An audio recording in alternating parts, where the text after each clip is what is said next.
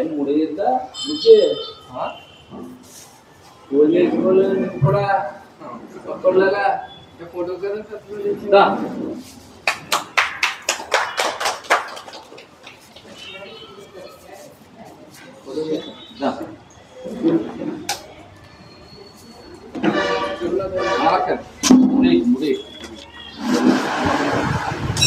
Speed తగ్గి ఇదే ఉంది పిల్లలు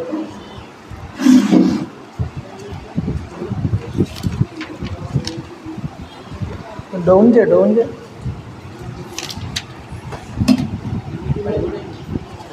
పిండి వెళ్ళదు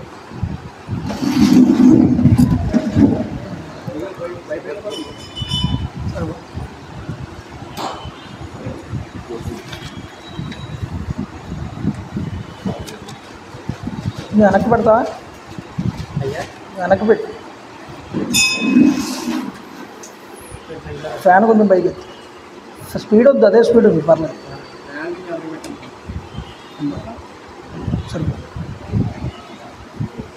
వెళ్ళిపోకుండా పెట్టిన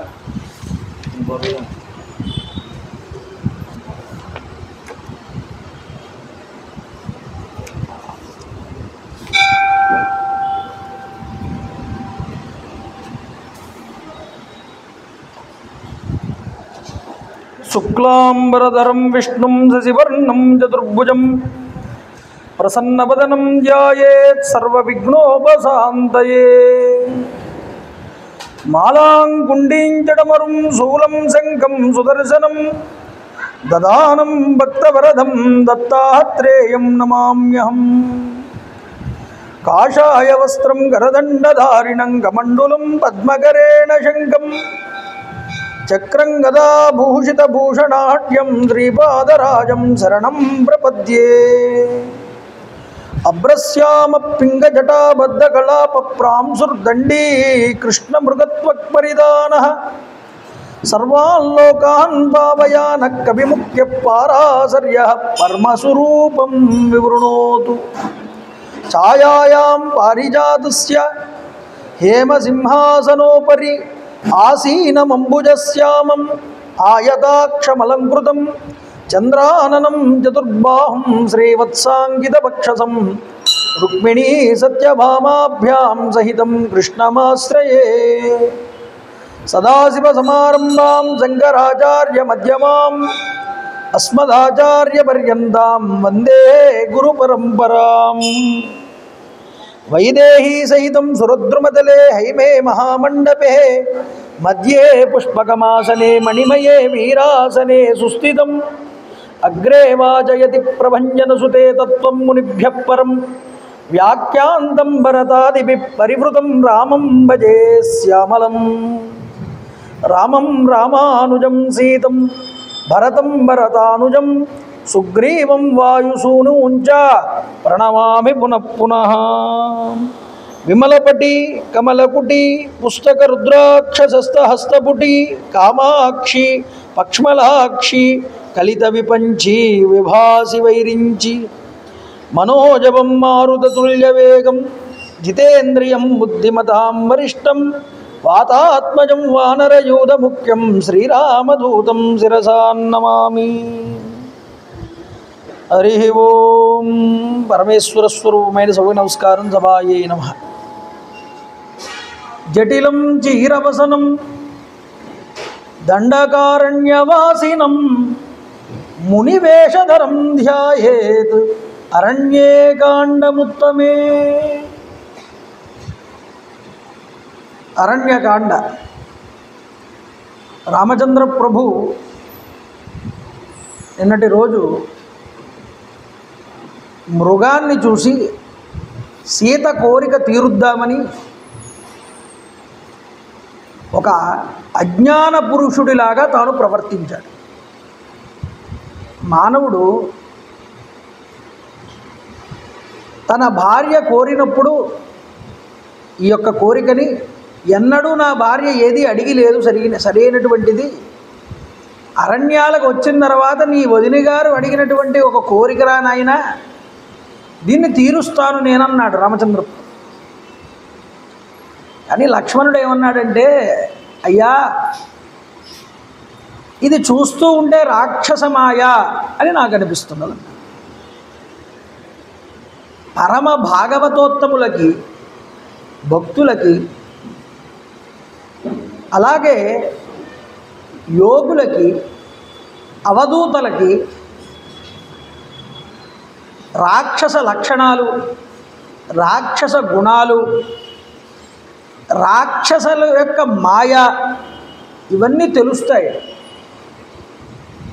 ఎందుకు అంటే వాళ్ళు భగవంతుణ్ణి హృదయంలో పెట్టుకున్నప్పుడు, భగవంతుడి ఉపాసన ఎందే ఉన్నప్పుడు వాళ్ళకి ఆ యొక్క శక్తి కలుగుతుంది.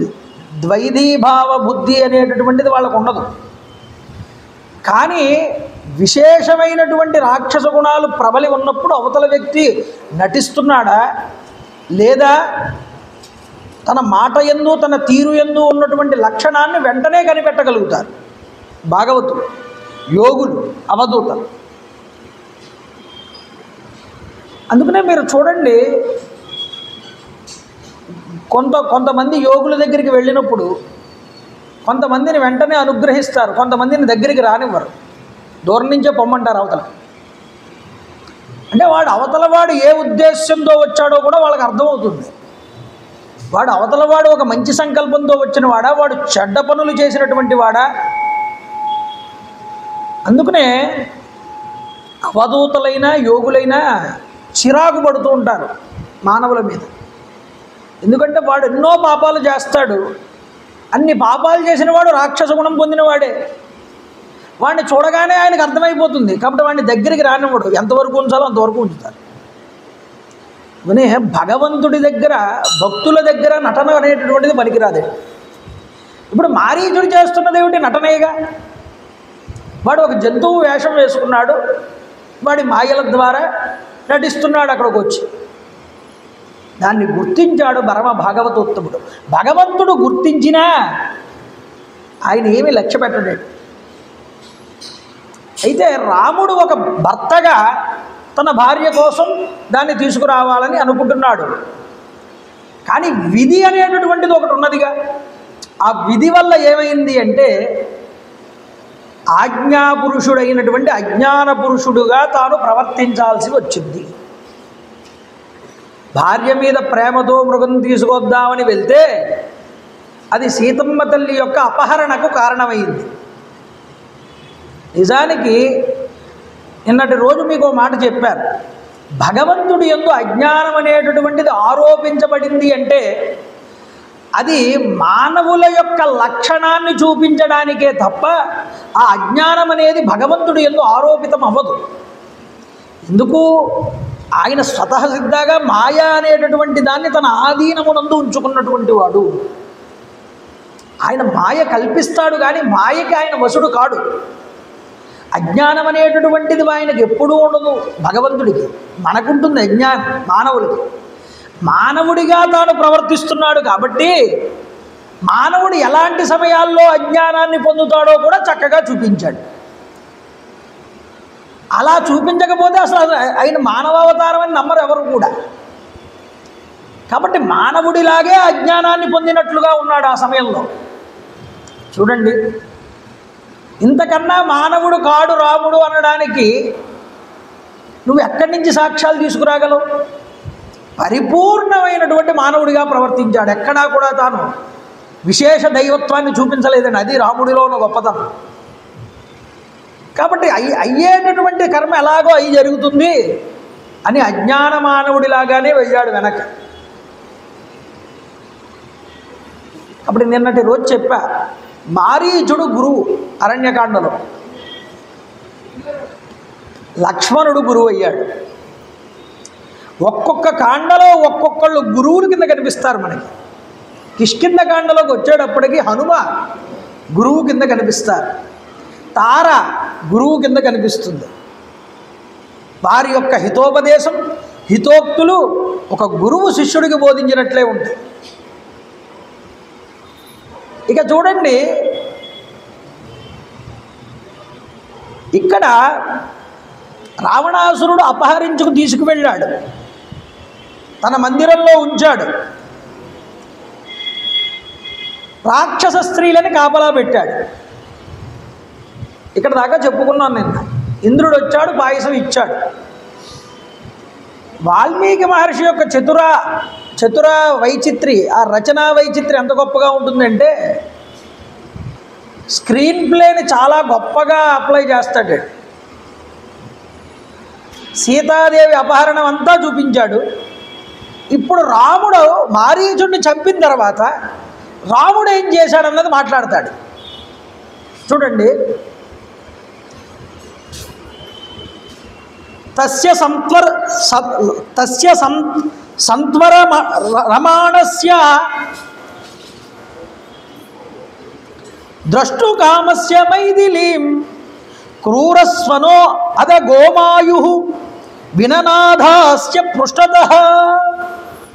కంగారు పడిపోతూ సీత లక్ష్మణ అని అరిచినటువంటి మారీచుడి యొక్క గొంతు రామచంద్ర ప్రభు గొంతులానే అరిచాడు వాడు. దీనివల్ల అపశకునం ఏమీ జరగదు కదా. వేగంగా ఇప్పుడు ఏమయ్యిందో, సీత ఎలా ఉన్నదో, లక్ష్మణుడి యొక్క రక్షణలో ఉన్నదో లేదో, నా అరుపు విని సీత కంగారు పడి ఒకవేళ లక్ష్మణుడిని కనుక పంపితే తాను ఒంటరైపోతే ఇప్పుడు సీతని ఎవరు రక్షిస్తారు? ఈ కంగారులో ఉన్నాడు. ఆలస్యం చేయకుండా తిరుగుముఖం పట్టాడు. పడితే ఒక మృగం రామచంద్ర ప్రభు వెనకాల నుంచి వచ్చి వెనక భాగం నుండి నక్క కోత పెట్టింది. ఇది అపశకునం. రాముడికి అర్థమవుతోంది, నాకు అన్ని అపశకునాలు కనిపిస్తున్నాయి, ఏదో తేడా జరిగిందనుకున్నాడు మనసులో.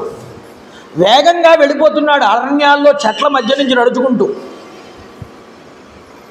దండకారణ్యంలో నివసించేటటువంటి రాక్షసులందరూ కూడా నా మీద విపరీతమైన వైరాన్ని పొంది ఉన్నారు.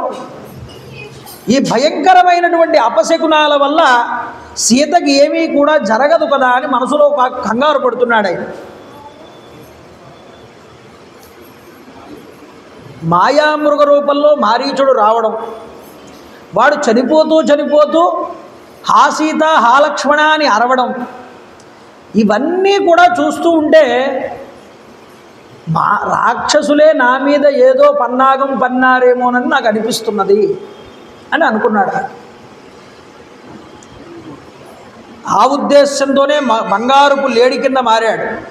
తం దీన మనసో దీనం ఆసేదుర్ మృగపక్షిణః సవ్యం కృత్వా మహాత్మానం ఘోరాంశ్చ ససృజుః స్వరాను. దీనవదనంతో రామచంద్ర ప్రభువుని చూసినటువంటి మృగాలు రామచంద్ర ప్రభువు దగ్గరికి వచ్చి అప్రదక్షిణంగా తిరిగాయి. ప్రదక్షిణంగా తిరగలేదు. అప్రదక్షిణంగా తిరగడం ఏమిటి? అశుభానికి సంకేతం. పక్షులన్నీ కూడా వచ్చి వలయాకారంలో చుట్టాయిట పైన రామచంద్ర ప్రభువు, భయంకరంగా అరిచాయిట. తతో లక్ష్మణ మహాయాంతం దదర్శ విగత ప్రభం. ఇలాంటి అపశకునాలన్నింటినీ చూస్తూ కంగారు పడుతూ కలవరపడుతూ వెళ్ళిపోతున్న రామచంద్ర ప్రభువుకి లక్ష్మణస్వామి వారు ఎదురయ్యారు. ఇప్పటికే కంగారు ఉన్నది మనసులో రామచంద్ర ప్రభువుకి. లక్ష్మణుణ్ణి చూడగానే ఈ కంగారు ఇంకా పెద్దదయ్యి. చూడండి, విచారంగా దీనవదనుడై లక్ష్మణస్వామి రామచంద్ర ప్రభువు దగ్గరికి సమీపించారు.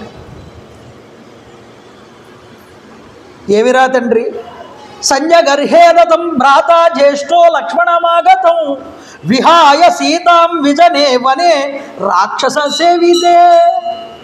సీతను అక్కడ ఒంటరిగా విడిచిపెట్టేందుకు వచ్చావురా నాయన? మందలించాటండి రామచంద్ర ప్రభు. లక్ష్మణస్వామి కోపాన్ని పొందాడు. నువ్వు ఒంటరిగా విడిచిపెట్టేసి వచ్చావు సీతామాతని. నువ్వు చేసినటువంటి ఈ గొప్ప తప్పిదం వల్ల సీతమ్మని ఎవరు రక్షిస్తారు? జానకిని. ఆవిడ క్షేమంగా ఉంటుందా? వనాల్లో సంచరించేటటువంటి రాక్షస మూకలు ఆవిడ్ని చంపి తినేయవు కదా. ఏమో, ఇవన్నీ నాకు అపశకునాలు చూస్తూ ఉంటే లక్ష్మణ, జనక కూతురైనటువంటి సీత ప్రాణాలతో ఉంటుంది అనేటటువంటిది నాకు అనుమానంగా అనిపిస్తున్నది. సీత ప్రాణాలతో ఉంటుందా ఉన్నదో నాకు తెలియట్లేదు. చాలా కంగారు పడ్డాడు. మృగరూపంలో వచ్చిన ఈ రాక్షసుడు మారీచుడు నన్ను ప్రలోభపెట్టాడు, చాలా దూరం తీసుకుపోయాడు. ఎట్టకేళకు నేను అతన్ని చంపిన తరువాత నా యొక్క గొంతుతో అతడు అరిచాడు ఇలాగ, లక్ష్మణ,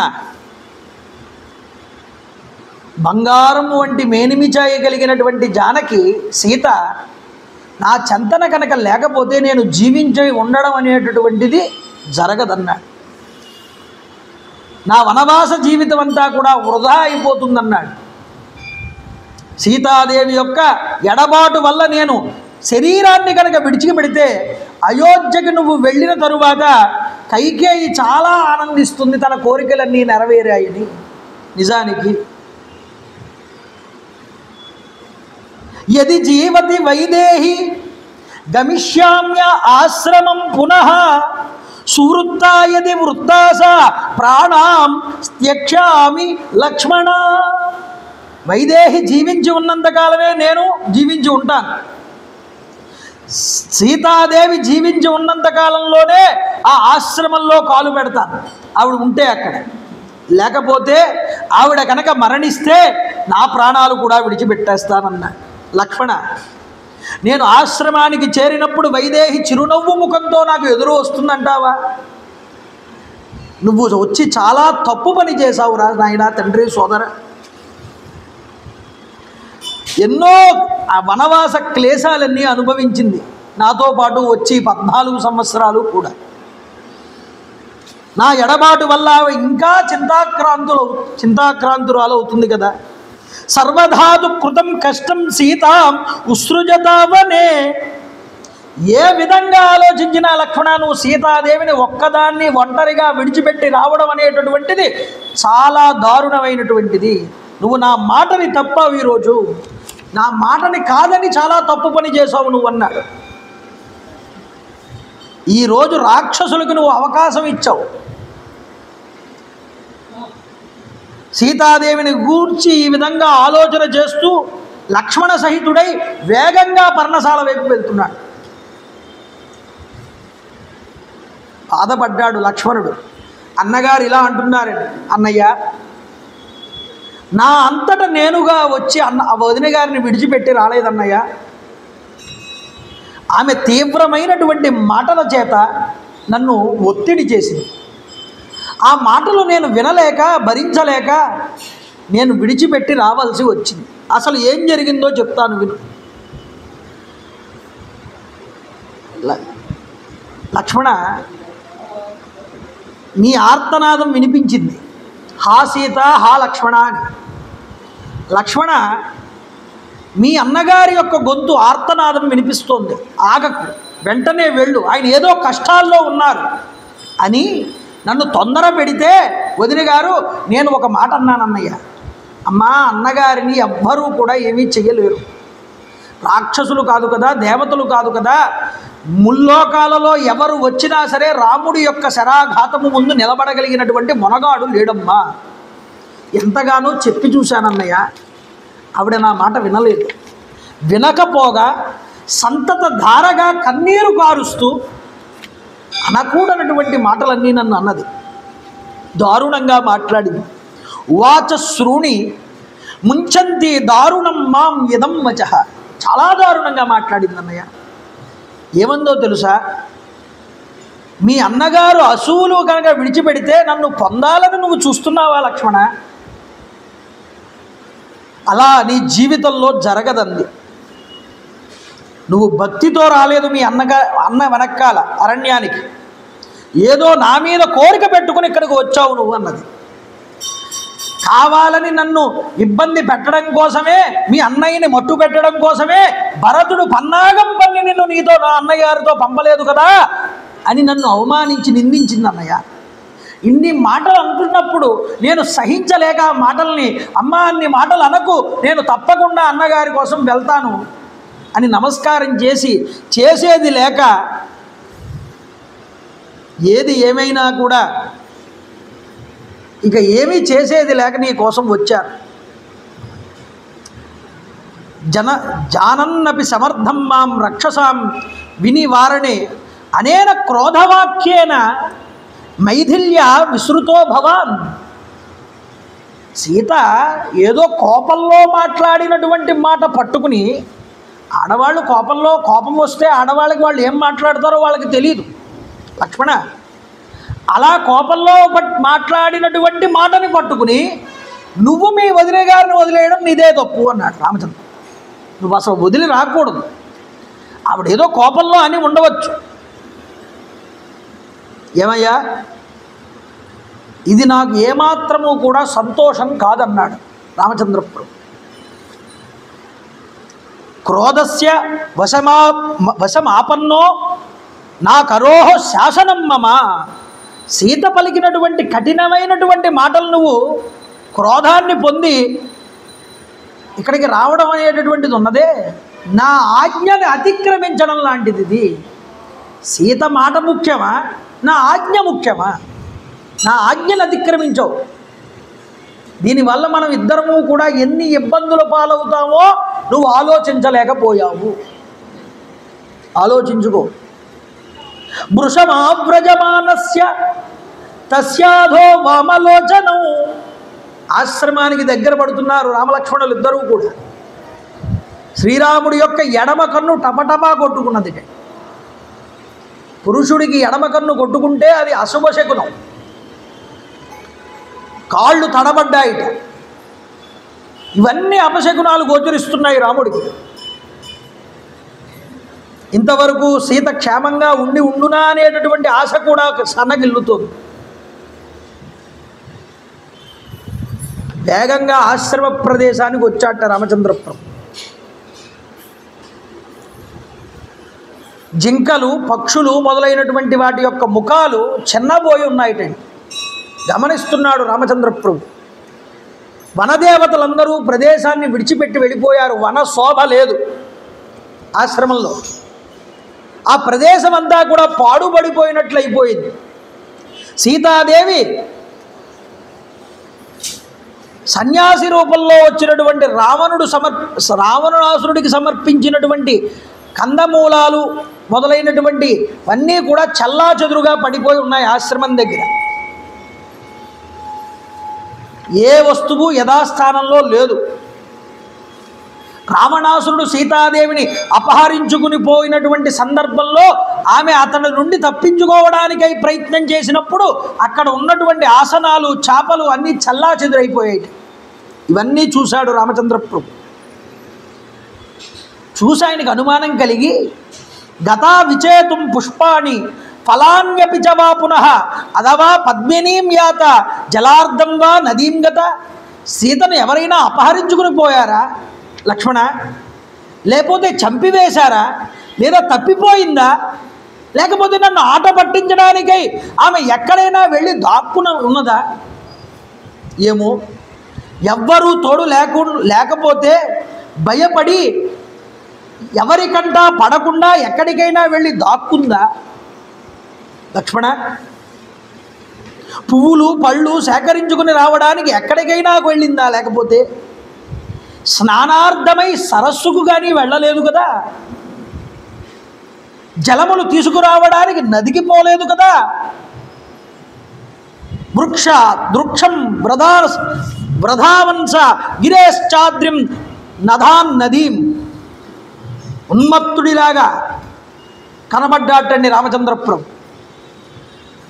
పిచ్చివాడిలా మారిపోయాట. ఒక్కసారి సీతాదేవి ఆశ్రమంలో కనిపించకపోయాడప్పటికి. అరిచాట సీత జాడ కోసం సీతాదేవిని. శోకభారంతో కన్నులు ఎరుపెక్కాయి. చెట్లను, పుట్లని, కొండలని, కోనలని, నదీనదాలని అన్నింటినీ వెతికాట పరిగెత్తుకుంటూ వెళ్ళి. వదలని ప్లేసు ఎక్కడా లేదు. అంతా తిరిగాడు. ఆమె కనిపించలేదు. శోకసాగరంలో పడ్డాడు రామచంద్రప్రభు. అక్కడే ఉంది ఓ కడిమి చెట్టు. కడిమి చెట్టు దగ్గరికి వెళ్ళాట. నాకు ప్రాణతుల్యమైనటువంటి సీతని నువ్వు చూసావా అని అడిగాట. లక్ష్మణుడు ఆశ్చర్యపోతున్నాడు. నా అన్నగారేమిటి ఇలా అయిపోయాడేంటి ఉన్మత్తుడిలాగా? అక్కడే ఉంది తెల్లమద్ది వృక్షం. దాని దగ్గరికి వెళ్ళి అడిగాడు, నా సీత కనిపించట్లేదు, నువ్వేమైనా చూసావా? అక్కడే అశోక వృక్షం ఉంది, దాని దగ్గరికి వెళ్ళి అడిగాడు సీతను చూసావా అని. ఓ తాళ వృక్షమా, నువ్వేమైనా చూసావా నా సీతని? ఓ నేరేడు వృక్షమా, నువ్వేమైనా చూసావా? ఒక్కొక్క చెట్టు దగ్గరికి వెళ్ళి బ్రతిమాలుకుని చెట్టుతో మాట్లాడుతున్నట్ట రామచంద్ర ప్రభు. చూడండి, ఈయన పిచ్చిగానే ఎక్కిందా రామచంద్ర ప్రభువుకి అన్నంతలా ప్రవర్తిస్తున్నాడు.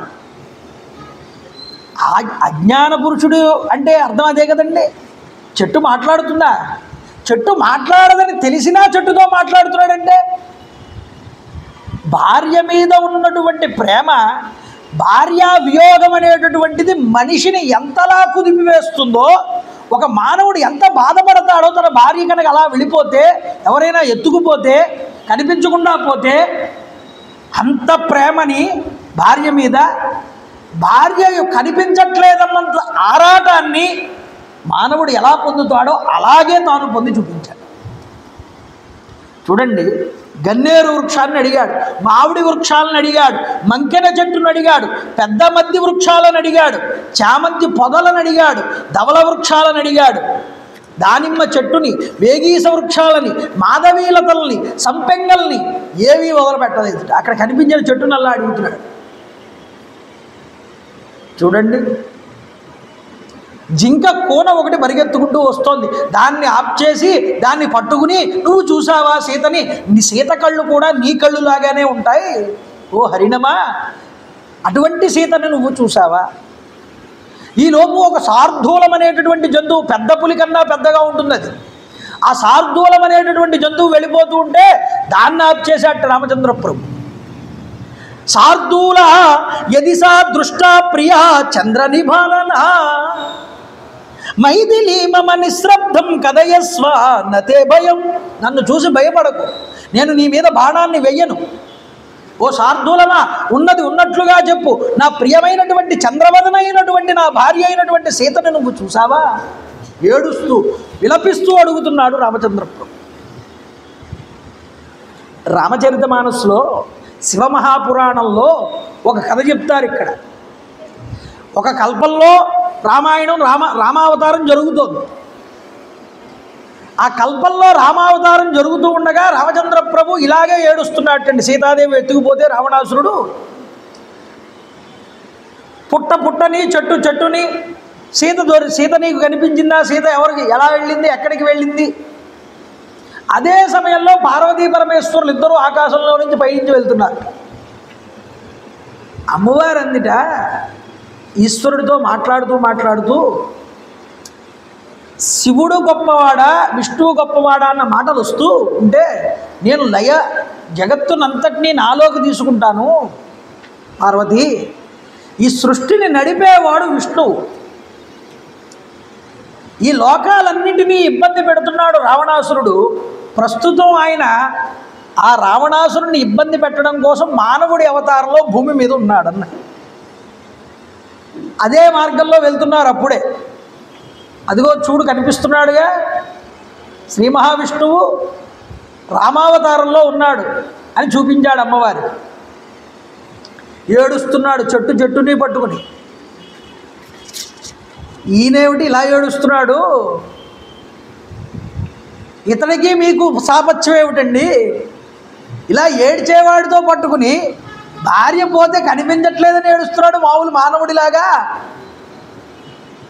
మీతో కంపేర్ చేసుకున్నారంటే ఏదో శక్తి లేకుండా ఉండదు. నేనైతే నమ్మను, నేను పరీక్షిస్తానని. ఎప్పుడూ కూడా సతీదేవి, పార్వతీదేవి కూడా సతీదేవి ఆ కాలం. సతీ, నాకు విష్ణువుకి మధ్య భేదం అనేటటువంటిది ఉండదు, అలా పరీక్ష చేయడం కూడా దోషమే అన్నాడు పరమేశ్వరుడు. లేదు, మనం పరీక్ష చేయవలసిందే, నాకు నమ్మబుద్ధి కావట్లేదు, చెట్టుని జంతువుల్ని మొరబెట్టుకుని ఏడుస్తున్నాడు, మీతో సమానుడు ఎలా అవుతాడు? మీరు వస్తారా రారా? నేను రాను, నేను ఇదిగో ఈ మర్రి చెట్టు దగ్గరే నిలబడి ఉంటాను, నువ్వు వెళ్ళి పరీక్షించు. సతీదేవి వెంటనే అచ్చం సీతాదేవి ఎలా ఉంటుందో అలాంటి నగలు ఆభరణాలు అన్నీ కూడా వేసుకుని సీతాదేవేనేమో అన్నట్లుగా ఉంది, ఇంకా అచ్చం సీతాదేవే. అలా మారిపోయి అమ్మవారు సతీదేవి ఇలా చెట్టునే అడుగు ఏడుస్తున్నటువంటి రామచంద్ర ప్రభువుకి ఎదురుకుండా వెళ్ళింది. సీతాదేవి రూపంలో ఉన్నటువంటి సతీదేవిని చూశాడు రామచంద్ర ప్రభు. 2 చేతులు ఇలా పెట్టి నమస్కారం చేసి, అమ్మ ఏమిటి మీరు ఇలా వచ్చారు, శంకర భగవానుల వారు ఏరి మీతో రాలేదా అని అడిగాడు. ఇంతలా పరీక్షిద్దామని వచ్చినటువంటి సతీదేవికి 30 డిగ్రీల వరకు ఉన్న టెంపరేచర్, పైగా ఉన్న టెంపరేచర్ కిందకి దిగిపోయిందండి ఒక్కసారి. అయ్యయ్యో ఏమీ లేదయ్యా, ఇక్కడికి ఇలా వచ్చాం, శంకర భగవానుల వారు ముందున్నారు, నేను మామూలుగా ఇలా చూడడానికి వచ్చాను. తప్పకుండానమ్మా, ఇంక సెలవు తీసుకుంటానని ఆయన పనిలో ఆయన ఉన్నట్టు మళ్ళీ బాధపడుతున్నాడు. ఆవిడ అంతర్ధానం అయ్యింది, ఈశ్వరుడి దగ్గరకు వచ్చింది. నేను చెప్పినాను వినలేదు, ఆయన అవతారమునందు ఉన్నాడు, మానవుడిగా ప్రవర్తిస్తున్నాడు, ఆయన్ని నువ్వు పరీక్షించాలని అనుకున్నావు అంటే నాతో గొప్పవాడు కాదు, నాతో సమానుడు కాడు అని పరీక్షించావుగా. అందువల్ల ఈ అవతారంలో నేను నిన్ను ఇంకా స్వీకరించలేనన్నాడు పరమేశ్వరుడు. అంటే విష్ణువుకి పరమేశ్వరుడికి మధ్య తేడా చూస్తే అమ్మవారిని కూడా వదిలేశాడు పరమేశ్వరుడు. ఇక నీవు నాతో ఉండడం కుదరదన్నాడు. దాని ద్వారా ఏమైంది, దక్షయజ్ఞం అనే దాన్ని ఒక దాన్ని సృష్టించి అమ్మవారు ఏమైంది అంటే పరమేశ్వరుడు దక్షుడికి ఆ కోపం కలిగేలా చేసి దక్షపుత్రికగా నేను ఉండనని ఆవిడంతటా ఆవిడిగా శరీరాన్ని విడిచిపెట్టేలా చేసుకుని మళ్ళీ పార్వతిగా వచ్చింది. దేనివల్ల, శివుడికి విష్ణువుకి తేడా చూడడం వల్ల. కాబట్టి రాముడు ఉన్మత్తుడిలా ఉన్నాడు. ఎందుకోసమని, అవతార ప్రయోజనం కోసం అజ్ఞాన మానవుడిలాగా కనిపిస్తున్నాడు. చూడండి,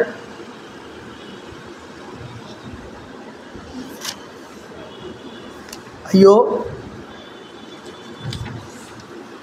ఏనుగుని అడిగాడు, నా భార్యను చూసావా అని. ఒక ఏనుగు కనిపిస్తే. పెద్ద పులిని అడిగాడు, కమలముల వంటి కన్నులు కలిగినటువంటి ఓ ప్రియురాలా, నీవు దూరంగా ఎందుకు నన్ను విడిచిపెట్టి పరిగెడుతున్నావు అంటున్నాడు. ఆ పొదల దాటున దాక్కోకంటున్నాడు, నా ముందరికి వచ్చి నిలబడంటున్నాడు.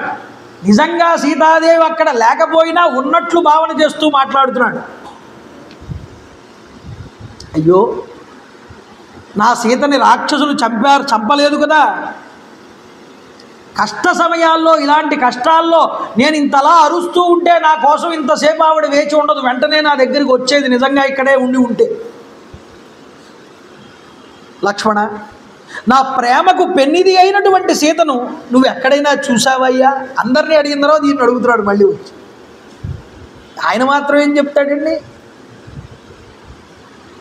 ఓ ప్రియురాల, ఓ సీత, హా లక్ష్మణ మహాబాహో పశ్యంతి త్వాం ప్రియం క్వచిత్. హా ప్రియే క్వా గతాభద్రే, ఎక్కడున్నావు సీత, నువ్వు ఎక్కడికి వెళ్ళిపోయావు సీత? మాటి మాటికి విలపిస్తున్నట్ట, వనాలంతా పరిగెడుతున్నట్ట, దిక్కులేని వాళ్ళలాగా తిరుగుతున్నట్ట.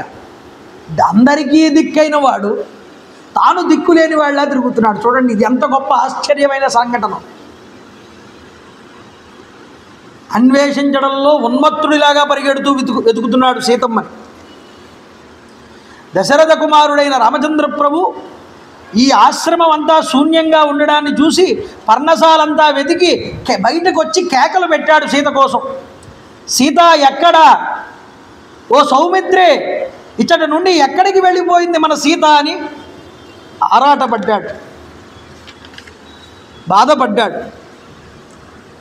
లక్ష్మణుడు అన్నాడు, మా విషాదం మహాబాహో కురు యత్నం మయా సహ ఇదం చహి వనం శూర బహుకందర శోభితం. అన్నయ్య, బాధపడకన్నయ్య, అలా నువ్వు ఉంటే నాకు చాలా భయంగా ఉన్నది. నువ్వు అలా పారిపోతుంటే ఉన్మత్తుడిలాగా నేను కంగారు పడుతున్నాను నిన్ను చూసి. దుఃఖించదు, మనిద్దరం కలిసి సీతాదేవిని వెతుకుదామన్నయ్య అన్న. ఈ వనం గుహల్లో చాలా పొదరిళ్లతో కూడి ఉన్నటువంటి వనం ఇది, గుహలతోనూ పొదరిళ్లతోనూ. కాబట్టి ఈ వనాలంతటా కూడా సంచరిద్దాం ఇద్దరం కూడా. ఇక్కడ సీతాదేవి ఎక్కడైనా వెళ్ళి విహరిస్తోందేమో చూద్దాం, వెతుకుదామన్నాడు. నిర్మల జలాలలో స్నానం చేయడానికి సీతాదేవికి చాలా ఇష్టం. ఒకవేళ ఆవిడ ఈ చుట్టుపక్కల ఎక్కడైనా నదికి కానీ సరస్సుకు కానీ కొలను దగ్గరికి కానీ వెళ్ళి ఉండవచ్చు అన్నయ్య. అన్నయ్య నువ్వు అనుజ్ఞ ఇస్తే ఈ వనమంతా కూడా మనం ఇద్దరం కలిసి గాలిద్దామన్నాడు. కొండల్లో కోణల్లో పూర్తిగా వెతికారటండి రాముడు లక్ష్మణుడు ఇద్దరు కూడా కలిసి. వెతికినా కూడా సీతాదేవి కనిపించకపోతే లక్ష్మణుడితో రామచంద్ర ప్రభు అంటున్నారు, ఈ పర్వతం అంతా కూడా ఎక్కడ వెతికినా మంగళస్వరూపిణి అయినటువంటి సీతాదేవి మాత్రం మనకి కనిపించట్లేదు. బాధపడ్డాడు. లక్ష్మణుడు అన్నాడు, మహావిష్ణువు బలిని బంధించినట్లుగా ఈ భూమండలంలో నువ్వు ఎక్కడైనా సరే జానకిని తప్పకుండా వెతికి పొందగలవన్నయ్యా, కంగారు పడకు. ఎంతో బాధపడ్డాడు రామచంద్ర ప్రభు, సంతాపానికి లోనయ్యాడు. నన్ను ఏమైనా పరిహాసం చేస్తున్నావా సీత? దాక్కుని ఉన్నావా? ఎక్కడైనా ఉంటే బయటికి రా, నన్ను ఇంతసేపు ఇబ్బంది పెట్టకు. లక్ష్మణ, నిజంగా రాక్షసులు ఏవైనా సీతను తినేసి ఉండి ఉంటారా? అపహరించి ఉండి ఉంటారా? లేకపోతే ఇంతగా నేను విలపిస్తూ ఉంటే ఆమె ఇంతసేపు నన్ను ఉపేక్షిస్తుందా? సీతతో కలిసి నేను అరణ్యాలకు వచ్చాను. సీత లేకుండా ఒంటరిగా అంతఃపురాణం మళ్ళా వచ్చి నేను అయోధ్యకి నేను ఎలా అడుగు పెడతానయ్యా సీత లేకపోతే పక్కన? జనులందరూ కూడా నన్ను చూసి రాముడు అసమర్థుడు, దయలేనటువంటి వాడు, భార్య పోతే కనీసం ఆవిడ్ని వెతకలేనటువంటి వాడు, భార్యని రక్షణలో చూసుకోలేనటువంటి వాడు, భార్య చనిపోయిందో కూడా ఉందో కూడా తెలియకుండా 14 సంవత్సరాలు పూర్తి చేసి హాయిగా ఏ మొహం పెట్టుకుని వెనక్కి తిరిగి వచ్చాడు అయోధ్యకి అని ప్రజలు నన్ను నిలదీయరా లక్ష్మణ? చులకన భావంతో చూస్తారయ్యా అందరూ. సీతని కోల్పోవడం అంటే నా పిరికితనాన్ని నేను వెల్లడి చేసుకోవడం లాంటిది. పోనీ ఇది పక్కన పెట్టు, రేపు అన్న రోజున అరణ్యవాసం పూర్తయిపోయి నేను ఇంటికి వెళ్తే నా కూతురు ఎలా ఉందో అరణ్యవాసం పూర్తయిన తర్వాతని వాళ్ళ తండ్రి అయినటువంటి జనకుడు వస్తాడు చూడడానికి కూతుర్ని. ఏమయ్యా నా పిల్ల ఇది అని అడుగుతాడు. అడిగితే నేను ఆయనకి ఏం సమాధానం చెప్పాలి లక్ష్మణ? సీతని పోగొట్టుకున్నానని చెప్పనా? సీతని రక్షించలేకపోయానని చెప్పనా? ఏం చెప్పను? చాలా బాధపడతాడు జనక మహారాజు. భరతుడి పాలనలో సుసంపన్నమైనటువంటి అయోధ్య నగరానికి నాయన నేను ఇంక వెళ్ళాలని అనుకోవట్లేదన్నాడు. లక్ష్మణ, 14 సంవత్సరాల వనవాసం పూర్తయిన తర్వాత నువ్వు ఒక్కడివే అయోధ్యకు చేరుకుని అన్నగారైనటువంటి భరతుడికి నువ్వు సేవ చేయి, మా తల్లుల్ని నువ్వు జాగ్రత్తగా చూసుకో, ఇది నీకు ఆజ్ఞ ఇస్తున్నాను అన్నాడు. కౌసల్యామాతని జాగ్రత్తగా రక్షించవయ్యా, నా సీత కనిపించకుండా పోయింది, ఈ విషయాన్ని నా తల్లికి అర్థమయ్యేలాగా వివరించి చెప్పు. ఇలా మాట్లాడుతుంటే రాముడు, నేను రాను, నువ్వు వెళ్ళిపో, మా అమ్మకి ఇలా చెప్పుంటే చిన్నపోయిందిటండి. లక్ష్మణుడి యొక్క ముఖం కూడా ఏం చెప్పాలో అన్నగారికి. ఏమో లక్ష్మణ, పూర్వజన్మలో నేను ఏదో బుద్ధిపూర్వకంగా నిజంగా ఎన్నో పాపాలు చేసి ఉండవచ్చు, అందుకేనేమో నాకు ఇన్ని కష్టాలు వచ్చి ఒకదాని తర్వాత ఒకటి పడిపోతున్నాయన్నాడు. రాముడు అంతటి వాడి. చూడండి, మొదట రాజ్యాన్ని కోల్పోయాను, రాజ్యాధికారాన్ని. ఒక్కొక్కటి చెప్తున్నాడు చూడండి. శోకేన శోకోహి పరంపరాయ, ఒక శోకం ఒక దుఃఖం వచ్చింది అంటే అది పోకుండా ఇంకో దుఃఖం వచ్చి పడుతుంది. ఏం చెప్పాలి నేను? మమేతి బిందన్ హృదయం మనశ్చ పూర్వం మయా నూనం అభీప్సితాని పాపాని కర్మణ్య సకృత్కృతాని తత్రాయ మధ్య పతితో విపాకో దుఃఖేన దుఃఖం యదాహం విశామి రాజ్యప్రణాశ స్వజనైర్వియోగ పితుర్వినాశో జననీ వియోగ సర్వాణి మే లక్ష్మణ శోకవేగం ఆపూరయంతి ప్రవిచింతితాని. ఒకటి అనుకుంటే ఇంకొకటి వచ్చి పడింది. మొట్టమొదట రాజ్యాన్ని అధికారాన్ని కోల్పోయారు. తర్వాత వెంటనే తండ్రి యొక్క మరణ వార్త వినవలసి వచ్చింది. ఆయన వియోగం అనేటటువంటిది కలిగింది. పోనీ ఆ దుఃఖం మర్చిపోదామనుకునేటటువంటి లోపులోనే బంధువులందరికీ దూరం అయ్యాననేటటువంటి బాధ భరతుడు వచ్చి బాధపడి వెళ్ళాడు. తర్వాత తల్లిగారి యొక్క ఎడబాటుకు లోనయ్యాను. ఇవన్నీ నాకు గుర్తుకు వస్తున్నప్పుడల్లా చాలా బాధ కలిగినా పక్కన సీత ఓదారుస్తూ ఉండేదయ్యా. ఆ ఓదార్పు వల్ల ఈ బాధలేవి నాకు తెలిసేవి కాదు. అలాంటి సీత ఈరోజు నా పక్కన లేకపోవడం అనేటటువంటిది ఉన్నదే, ఇది నాకు చాలా బాధావహం. ఎంతో ఈ నిర్జన అరణ్యాల్లో ఎన్నో క్లేశాలు అనుభవించింది నాతో పాటు కలిసి. ఇప్పుడు సీతా వియోగం వల్ల సమిధలు చేరుట చేత అగ్ని ఎలా ఇంకా పెరుగుతుందో అలా నా దుఃఖం అనేటటువంటిది పెరిగిపోతుందన్నాడు. లక్ష్మణ, ఇది వరకు సీత ఎప్పుడు ఈ శిలాతలం మీద కూర్చుని ఉండేది. ఇప్పుడు ఈ శిలాతలం శూన్య విహీనమై కనిపిస్తున్న సీత లేకపోవడం వల్ల. ఆ గోదావరి నదుల్లో చాలా గొప్పదైనటువంటి నది. అలాంటి నది నా ప్రియమైనటువంటి సీతకి ఎల్లప్పుడూ ఆ నదిని చూసిన వెంటనే ముచ్చట పడుతూ ఉండేది. అందులోకి వెళ్ళి మేమిద్దరము కూడా స్నానం చేసేవాళ్ళం. నేను లేకపోతే నదికి కూడా వెళ్ళేది కాదు సీత. సూర్యుడి వైపు చూశాట ఆకాశంలో. ఆదిత్య భో లోకకృతాకృతజ్ఞ లోకస్య సత్యానృత కర్మ సాక్షి. నిన్ను లోకానికి సాక్షి అని పిలుస్తారే, జీవుల యొక్క కర్మ ఫలితాలన్నింటినీ కూడా సాక్షిగా ఉండేటటువంటి వాడివే. ఏమయ్యా, సర్వదా ఆచరించిన కర్మలను ఆచరింపని కర్మల్ని కూడా నువ్వు తెలుసుకోగలవు కదా. సీత ఎక్కడికి వెళ్ళిందో నాకు కాస్త చెప్పమన్నాడు సూర్యభగవానుడు. శోకమగ్నుడైపోయాడు. పుణ్యం కట్టుకోమన్నాడు. వాయుదేవుణ్ణి పిలిచాడు. లోకేషు సర్వేషు చ నాస్తి కించిత్ యత్తేన నిత్యం విదితం భవేత్తత్ సంసస్వ వాయో కులశాలినీం తాం కృతామృతావాపదేవ తదేవ. సమస్త లోకంలో జరిగేటటువంటి సకల విషయాలు కూడా సర్వవ్యాప్తిమైనటువంటి నీకు తెలిసే ఉంటాయి కదయ్యా ఓ వాయుదేవుడా. నువ్వు లేనటువంటి ప్రదేశం ఉండదు. గాలి రూపంలో అంతటా వ్యాప్తి చెంది ఉంటావు. కాబట్టి ఉత్తమమైనటువంటి వంశాల్లో పుట్టిన నా యొక్క జానకి శరీరాన్ని విడిచిపెట్టలేదు కదా. లేక ఆమెను ఎవరైనా అపహరించారా? నాకు స్పష్టంగా చెప్పమన్నాడు.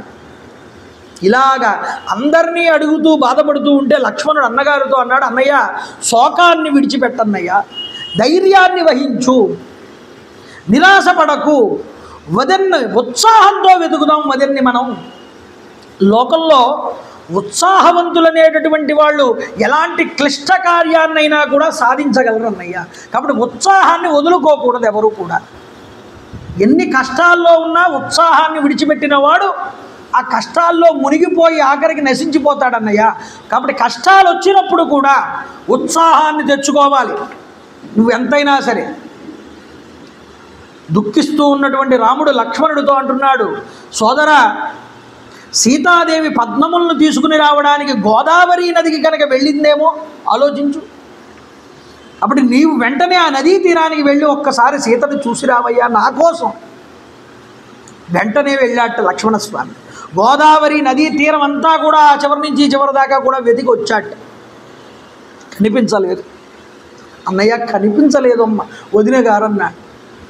లక్ష్మణుడి మాటలు విని రామచంద్ర ప్రభు కూడా చాలా బాధపడి కృంగిపోయి ఒకసారి నేను కూడా వెళ్ళి వస్తాను లక్ష్మణ ఉండని ఆయన కూడా వెళ్ళాట.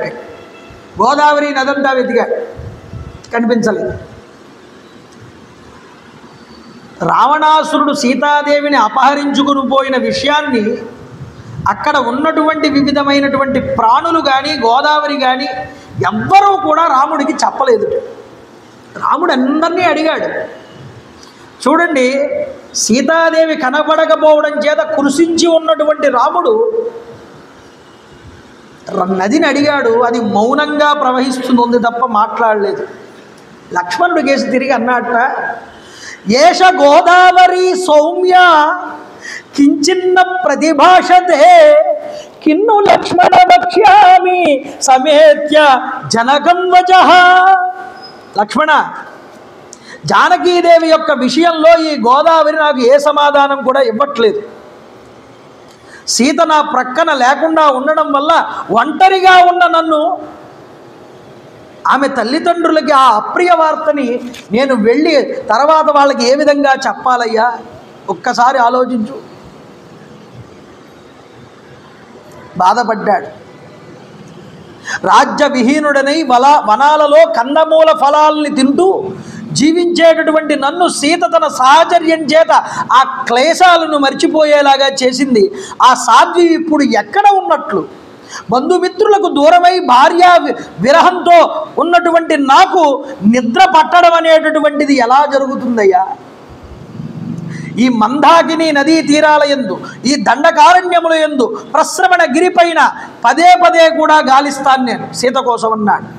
అదిగో ఆ కనిపిస్తున్నటువంటి మృగాల్ని ఒక్కసారి చూడవయ్యా అన్నాడు. మాటి మాటికి నా వైపే చూస్తున్నాయి ఆ మృగాలు. దీన్ని బట్టి చూస్తే అవి నాకు సీత జాడని తెలపదలుచుకున్నాయేమోనని నాకు అనిపిస్తున్నది. అంటే లక్ష్మణుడు అన్నట్ట ఆ మృగాల దగ్గరని చూసి అక్కడికి వెళ్ళి మృగాల్ని అడిగాట లక్ష్మణుడు. ఏమని? తాంస్తు దృష్ట్వా నరవ్యాగ్రో రాఘవ ప్రత్యువాచ క్వా సీతేతి నిరీక్షణ్ వై బాష్ప సందుర్ధయాదృశ. సీత ఎక్కడా అని అడిగాట. వెళ్ళి అడిగితే కన్నీరు గారుస్తూ మసకబారినటువంటి దృష్టితో తమ వైపే చూస్తూ శ్రీరాముడు అట్లా అడగగానే ఆ మృగాలన్నీ వెంటనే లేచి పైకి దక్షిణ వైపుగా ఆకాశంలో చూస్తూ నడిచాయిట. వెళ్ళి ముందరికి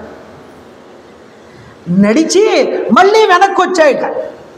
వెనక్కి వచ్చి రాముడి కేసు చూసాయిట. రాముడి కేసు చూసి మళ్ళీ ఆకాశంలో వైపు చూపిస్తూ దక్షిణం వైపు పరిగెట్టాయిట.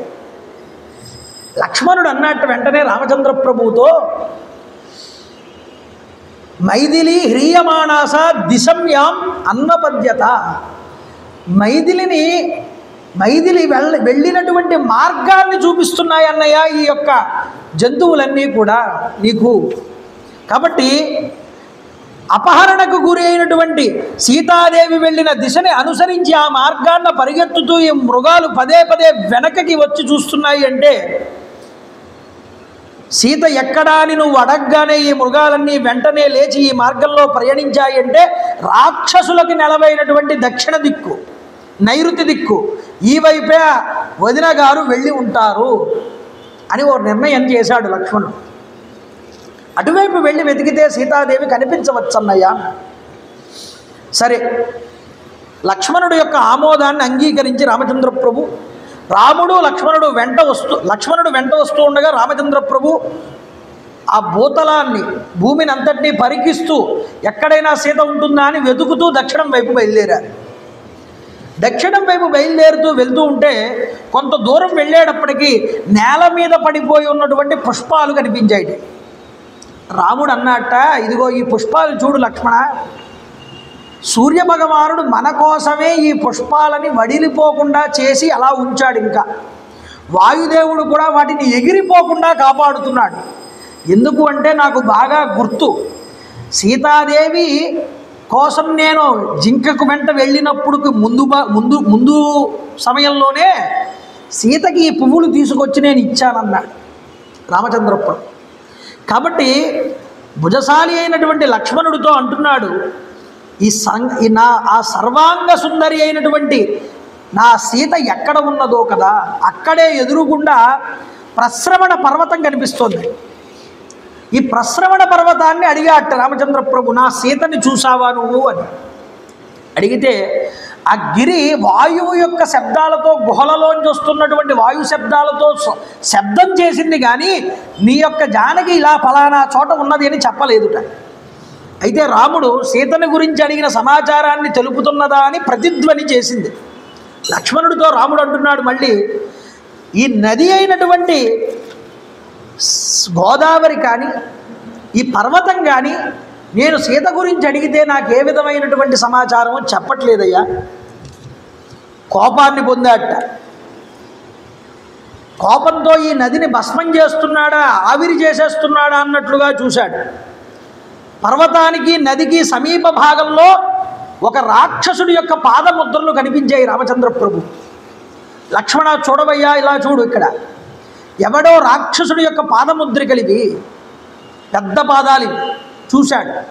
కొద్ది దూరం వెళ్ళగానే చిన్న పాదాలు కనిపించాయి. ఇవి సీత యొక్క పాదపు గుర్తులు. ఎవరో రాక్షసుడు సీతని ఎత్తుకుపోయి ఉండి ఉండవచ్చు, లేకపోతే తినేసైనా ఉండి ఉండవచ్చు. సీతాదేవి పాదచిహ్నాలు, రాక్షసుడి యొక్క కాలి గుర్తులు పరికించి చూస్తూ కాస్త ముందరికి వెళ్ళారట. ముక్కలు ముక్కలై పడిపోయి ఉన్నటువంటి ధనస్సు ఒకటి కనిపించిందిట, అమ్ముల పొదులు కనిపించాయిట. చూశారు వాటిని. చిన్న భిన్నమై పడిపోయినటువంటి రథ శకలాలు కనిపించాయిట. రాముడు దిగ్భ్రాంతి చెంది తమ్ముడితో అంటున్నాడు, సీతాదేవి యొక్క బంగారపు ఆభరణాల యొక్క ముక్కలు, హారాల యొక్క ముక్కలు ఇక్కడ పడిపోయి ఉన్నాయి చూడవయ్యా. ఈ ప్రదేశం అంతా కూడా కాచబడినటువంటి బంగారపు ముక్కల వంటి నెత్తురు బొట్లతో చిత్రంగా వ్యాపించి కనిపిస్తున్నదన్నాడు. నాకు తెలిసి లక్ష్మణ, ఇక్కడ కామరూపులైనటువంటి రాక్షసులు సీతాదేవిని ముక్కలు ముక్కలుగా నరికి తినేసైనా ఉండవచ్చు, ఎందుకంటే ఇక్కడ రక్తం కనిపిస్తుంది. లేదా సీత కోసమని చెప్పి ఇద్దరు రాక్షసులు ఇక్కడ పోరాడుకుని ఉండవచ్చు. ఎందుకంటే తర్కశాస్త్రం బాగా తెలిసినవాడు రామచంద్ర ప్రభు. ఇక్కడ చాలామంది సైన్యం వచ్చి యుద్ధం చేసుకున్నట్లు కనిపించట్లేదు వాతావరణం. ఇద్దరు కొట్టుకున్నట్లుగా కనిపిస్తోంది వాతావరణం చూస్తే. రక్తం కనిపిస్తోంది. కాబట్టి సీత అపహరించైనా ఉండబడాలి, లేదా సంహరించబడైనా ఉండాలి. మేలిమి బంగారంతో నిర్మితమైన ఈ మహాధనుస్సు ఎవరిది? ఈ బంగారపు కవచం ముక్కలైపోయి నేల మీద పడిపోయింది, ఇదెవరిది?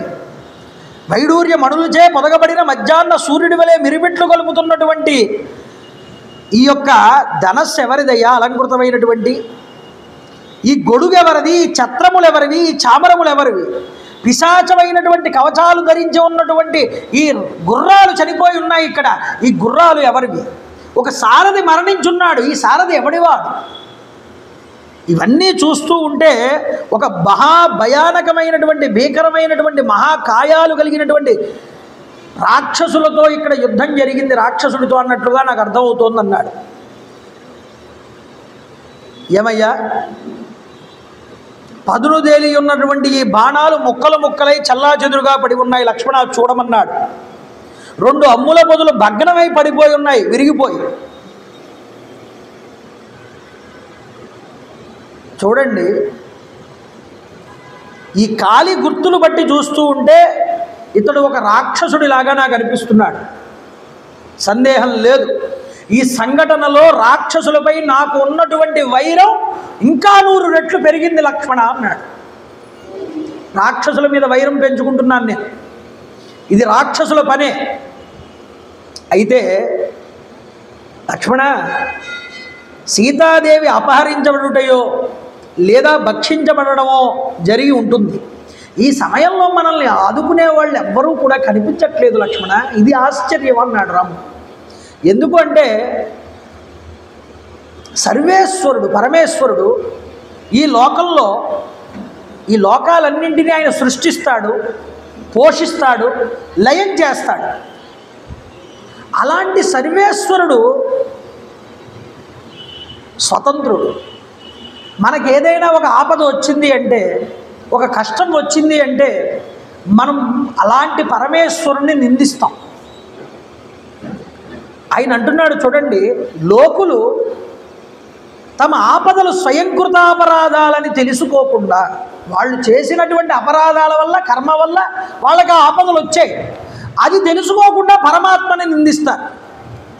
అలాగే నేను లోకహితం కోసం, అంటే సాధుజనుల్ని రక్షిద్దామని నేను రాక్షసులతో వైరం పెట్టుకుని నా అంతటా నేను దేవతలందరికీ తృప్తిపరిచేటటువంటి ఋషుల్ని కాపాడుతూ వస్తూ ఉంటే నా యొక్క గొప్పదైనటువంటి ఈ గుణం దేవతలకి చులకన భావంగా కనిపిస్తుందయ్యా లక్ష్మణ. కాబట్టి నన్ను అసమర్థుడుగా భావన చేస్తున్నారు, నాలో ఉన్న గుణాలు దోషాలుగా కనిపిస్తున్నాయి. ఈ దుర్మార్గులు నా భార్యని అపహరించుకుని తీసుకుపోతే కనీసం ఒక్క దేవుడు దేవత దేవేంద్రుడు కానీ మిగతా దేవతలు కానీ నా భార్యని రక్షించడానికి పూనుకోలేదు. చూడండి, చంద్రుడు రాత్రంతా ప్రకాశిస్తూ ఉంటాడు ఆకాశంలో. ఒక్కసారి సూర్యుడు ఉదయించడం మొదలు పెడితే ఈ చంద్రుడి కాంతులన్నీ కూడా పటాపంచలైపోయినట్టు చెదిరిపోయి సూర్యుడి యొక్క తేజస్సు వచ్చినట్లుగా నేడే నా శౌర్య పరాక్రమాలన్నింటినీ నేను చూపించాలని అనుకుంటున్నాను లక్ష్మణ. కోపాన్ని పొందాడండి. నేను కనుక విజృంభిస్తే మమాస్త్ర బాణ సంపూర్ణం ఆకాశం పశ్య లక్ష్మణ నైవ యక్ష నా గంధర్వ నా పిశాచ నా రాక్షస. నేను కనుక ఆపకుండా బాణాలు కనుక ఆకాశంలోకి విడిచిపెడితే గంధర్వలోకంలో కానీ రాక్షసలోకంలో కానీ దేవలోకంలో కానీ మానవలోకంలో కానీ ఎవ్వరూ నిలవలేరన్నాడు. ఆకాశంలో సంచరించడానికి వీలుండదన్నాడు. అలాంటి బాణాలన్నీ కొడతాను ఆకాశంలో, నా బాణపు శక్తి చేత అగ్నిహోత్రం చల్లారిపోతుంది అన్నాడు. అంటే ఏమిటి? మిగతా గ్రహాలు నక్షత్రాలు అన్నీ కూడా ధ్వంసం అయిపోతాయి. గ్రహాలన్నీ రాలి భూమి మీద పడిపోతాయి, కిందకి రాలిపోతాయి. లోకాలనేటటువంటివి నాశనం అయిపోతాయి, ఊర్ధ్వలోకాలన్నీ కూడా. ఏమయ్యా, ముల్లోకంలో సంచరించే వారందరినీ ఎక్కడికి కూడా కాలు మోపనివ్వను, అలా చేస్తానన్నాడు. దేవతలందరూ కూడి సీతాదేవిని భద్రంగా తీసుకువచ్చి నాకు అప్పగించారా సరే, లేదా ఒక్క క్షణంలో నా పరాక్రమాన్ని వాళ్ళందరూ చవిచూచుదురుగాక. కోపం వచ్చింది ఆయన. ఈ బాణంతో ఆకాశాన్ని బాణాలతో కప్పివేస్తానన్నాడు. సీతా నిమిత్తమై ఈ లోకాల్లో ఉన్నటువంటి పిశాచాలని రాక్షసుల్ని పూర్తిగా నిర్మూలన చేస్తానన్నాడు. ఆ శర పరంపరలకి దేవతలందరూ కూడా నిలవలేరు, నా బాణపు దెబ్బలు వాళ్ళకి రుచి చూపిస్తానన్నాడు. ఇలా పలికి రామచంద్ర ప్రభు రోషంతో కన్నులు ఎర్రజేసి ధనస్సును పట్టుకుని పిడికిలతో పట్టుకుని విషసర్పాల వలె భయంకరమైనటువంటి పదును తేలినటువంటి బాణాలని చేతిలోకి తీసుకున్నారట. తీసుకుని ఒక్కసారి ఆకర్ణాంతము లాగారట. లాగి ఈ దేవతల రాక్షసుల పిశాచాల ఈరోజు రాముడా యుగాంతమునందు తన లయం చేసుకునేటటువంటి రుద్రుడు ఎలా కనిపిస్తాడో రాముడు అలా కనిపించాడన్నాడు వాల్మీకి. చూడండి, కబళించేస్తానన్నాడు. వీక్షమాణం ధనుం సజ్జాం నిశ్వసంతం పునః దగ్ధుకామం జగత్సర్వం యుగాంతేతు యదాహరం. హరుడు పరమేశ్వరుడు యుగాంతమునందు ఎలా తన ప్రళయాగ్ని రౌద్ర జ్వాల మాలిక కీలికల చేత ఈ భూమినంతటినీ ఈ జగత్తునంతటినీ లయం చేస్తాడు, అలాంటి రూపాన్ని పొందాడు రామచంద్ర ప్రభు. వాల్మీకి ఒక మాట వాడతాడు, ఇలాంటి రాముడి యొక్క రూపాన్ని లక్ష్మణుడు ఇంతకు పూర్వం ఎన్నడూ చూసి ఎరగడట. అలాంటి రూపాన్ని పొందాడు. పొందితే లక్ష్మణుడు ముఖం వాడిపోయిందిట, చిన్న బుచ్చేసుకున్నట్టు చిన్న ముఖం అయిపోయింది లక్ష్మణుడిది. అన్నగారికి నమస్కారం చేసి గొప్ప మాటలు మాట్లాడతాడండి లక్ష్మణుడు. లక్ష్మణుడు దగ్గర వచ్చినటువంటి గొప్ప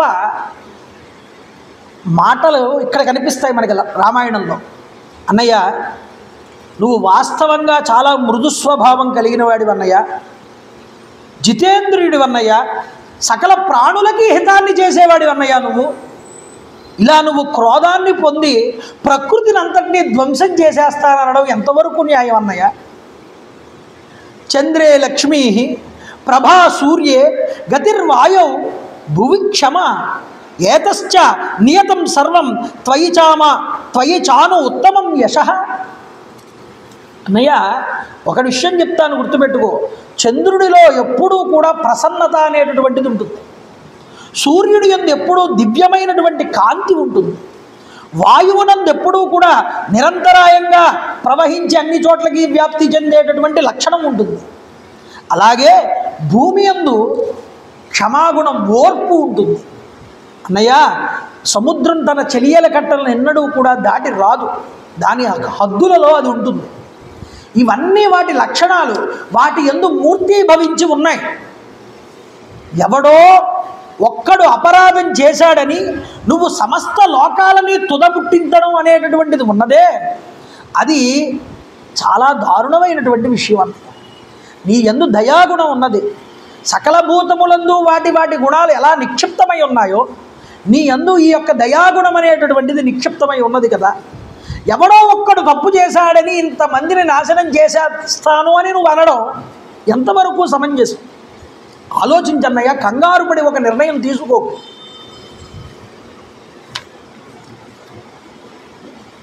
ఈ రథం చూసావా? ఎవడో ఒక రాక్షసుడో ఇద్దరో కొట్టుకున్నట్లు కనిపిస్తున్నది, కానీ ఎంతోమంది యుద్ధం చేసినట్లు కనిపించట్లేదు. ఎవడో ఒక్కడు చేసిన తప్పిదానికి అంతమందిని శిక్షించడం ఎందుకన్నయ్యా అన్నాడు. అన్నయ్య, సీతాదేవిని అపహరించినటువంటి ఆ ఒక్కడిని వెతుకుదామన్నయ్య. వాడు లోకల్లో కాదు, ముల్లోకాలలో ఎక్కడ ఉన్నా సరే వెతికి వెతికి పట్టుకుందామన్నయ్య. పట్టుకుని వాడు దొరికిన వెంటనే చంపేద్దామన్నయ్య అన్న. అన్నయ్య, తపస్సంపన్నులైనటువంటి మహర్షులకి మనం సహాయపడ్డాం. నీకు నేను తోడుగా ఉంటాను. అపహరించినటువంటి ఆ దుష్టుణ్ణి కనుక్కుని సముద్రంలో ఉన్న, పర్వతాల్లో ఉన్న, అరణ్యంలో ఉన్న, భయంకరమైనటువంటి గిరి గుహలలో కానీ, నదుల్లో కానీ, పద్మసరస్సుల్లో కానీ, దేవ గంధర్వ లోకాల్లో కానీ వాడు ఎక్కడ దాక్కున్నా కూడా దీక్షతో గాలిద్దామన్నయ్య. ఎక్కడ అలసిపోకుండా ఉత్సాహంతో గాలిద్దామన్నాడు. అన్నయ్య, నా మాట విను. మహాపురుషుడమైనటువంటి నీవు ఒక సామాన్య మానవుడి వలె ఇలా శోకించడం అనేటటువంటిది తగదన్నయ్యా అన్నాడు. ఇలా వచ్చి పడిపోయిన ఆపదని ధైర్యశాలి అయినటువంటి నీవు నువ్వే నిగ్రహించుకోకపోతే అత్యల్పమైనటువంటి స్వల్పమైనటువంటి మానవుడు ఎలా భరిస్తాడన్నయ్యా? కాబట్టి నువ్వే ధీరపురుషుడివి. ధీరపురుషుడివైన నువ్వే తట్టుకోకపోతే, సహించకపోతే, ఎలాంటి కష్ట సమయాల్లో కూడా నువ్వు తొడకు అని అంటారు కదన్నయ్యా. నువ్వు ఇలాంటి సమయంలో కూడా తొడకద్దన్నయ్యా అన్నాడు. ఊరడిల్లమన్నాడు. లోకాలన్నింటినీ భస్మం చేస్తానన్నావు. భస్మం చేసేస్తే ప్రజలందరూ వాళ్ళ ఆపద నుంచి రక్షించుకోవడానికి ఎవరిని శరణు వేడతారు? మళ్ళీ వచ్చి నిన్నే శరణు వేడాలి వాళ్ళు. ఇది అర్థం చేసుకో అన్నాడు. దుఃఖాలు వచ్చిపోతూ ఉంటాయి లోకంలో. లోకంలో దుఃఖాలు రావడం అనేటటువంటిది సహజం, ఎవరికైనా వస్తాయి అన్నయ్య. యాం చేయం జగతాం మాతాదేవి లోకనమస్కృత. భూదేవి అంతటి ఆవిడికి కూడా భూమి చలనం వల్ల, కదలికల వల్ల భూకంపాలు ఏర్పడితే ఆవిడ ఎంత బాధపడుతుందన్నయ్య? అవి ఆవిడికి కష్టం కాదు. నహుషుడు యొక్క కుమారుడైనటువంటి యయాతి స్వర్గానికి వెళ్తే ఇంద్రుడి సమక్షంలో నిలిస్తే అతడు తన అహంకారం కారణంగా అహంకారం పొందాట. మళ్ళీ భూమి మీదకి పొమ్మన్నాడు. అతడు మళ్ళీ భూమి మీదకి రావాల్సి వచ్చింది. అంత కష్టపడి సంపాదించుకున్న స్వర్గం కూడా అతడు పోగొట్టుకోవాల్సి వచ్చింది అన్నయ్య. అన్నయ్య, మన తండ్రి గారికి పురోహితుడైన వశిష్ఠ మహర్షి తన 100 మంది కుమారుల్ని కూడా విశ్వామిత్రుడి యొక్క శాప కారణం చేత ఒక్క రోజులోనే కోల్పోయాడు కదన్నయ్య. అతను ఎంత దుఃఖపడ్డాడు? అతను ఏమైనా కోపం తెచ్చుకున్నాడా? సూర్యచంద్రులు సమస్త జగత్తుకి కూడా నేత్రముల వంటి వాళ్ళు కదా. అలాంటి సూర్యచంద్రుల్ని కూడా రాహువు కేతువు వచ్చి మింగుతున్నారు గ్రహణ రూపంలో. అంటే వాళ్ళు కూడా ఇబ్బంది పడుతున్నారు కదా లోకంలో. సీతాదేవి అపహరించబడినను ప్రస్తుతం ఆమె ఒక పామరుడిలాగా కనపడట్లేదని నువ్వు శోకించడం అనేటటువంటిది తగినటువంటి పని కాదన్నయ్యా అన్న. నీలాగా సత్యాసత్యాలు ఎరిగినటువంటి వారు, కర్తవ్యాకర్తవ్యాలు విచక్షణ కలిగినటువంటి వారు ఎట్టి దుఃఖాలకి కూడా కృంగిపోరన్నయ్యా. కాబట్టి నువ్వు కృంగిపోకు. అదృష్ట గుణదోషాణం అదృతానాంచ కర్మణం నా అంతరేణ క్రియాం తేషాం ఫలమిష్టం ప్రవర్తతే. పూర్వజన్మలో చేసినటువంటి కర్మల యొక్క గుణదోషాలు ఎవరైనా తెలుసుకోవడం అంటే అది అసాధ్యమే. అందువల్ల కర్మఫలాలు అనుభవించడం తప్ప మనం మరొక మార్గం అనేటటువంటిది ఏమీ లేదు.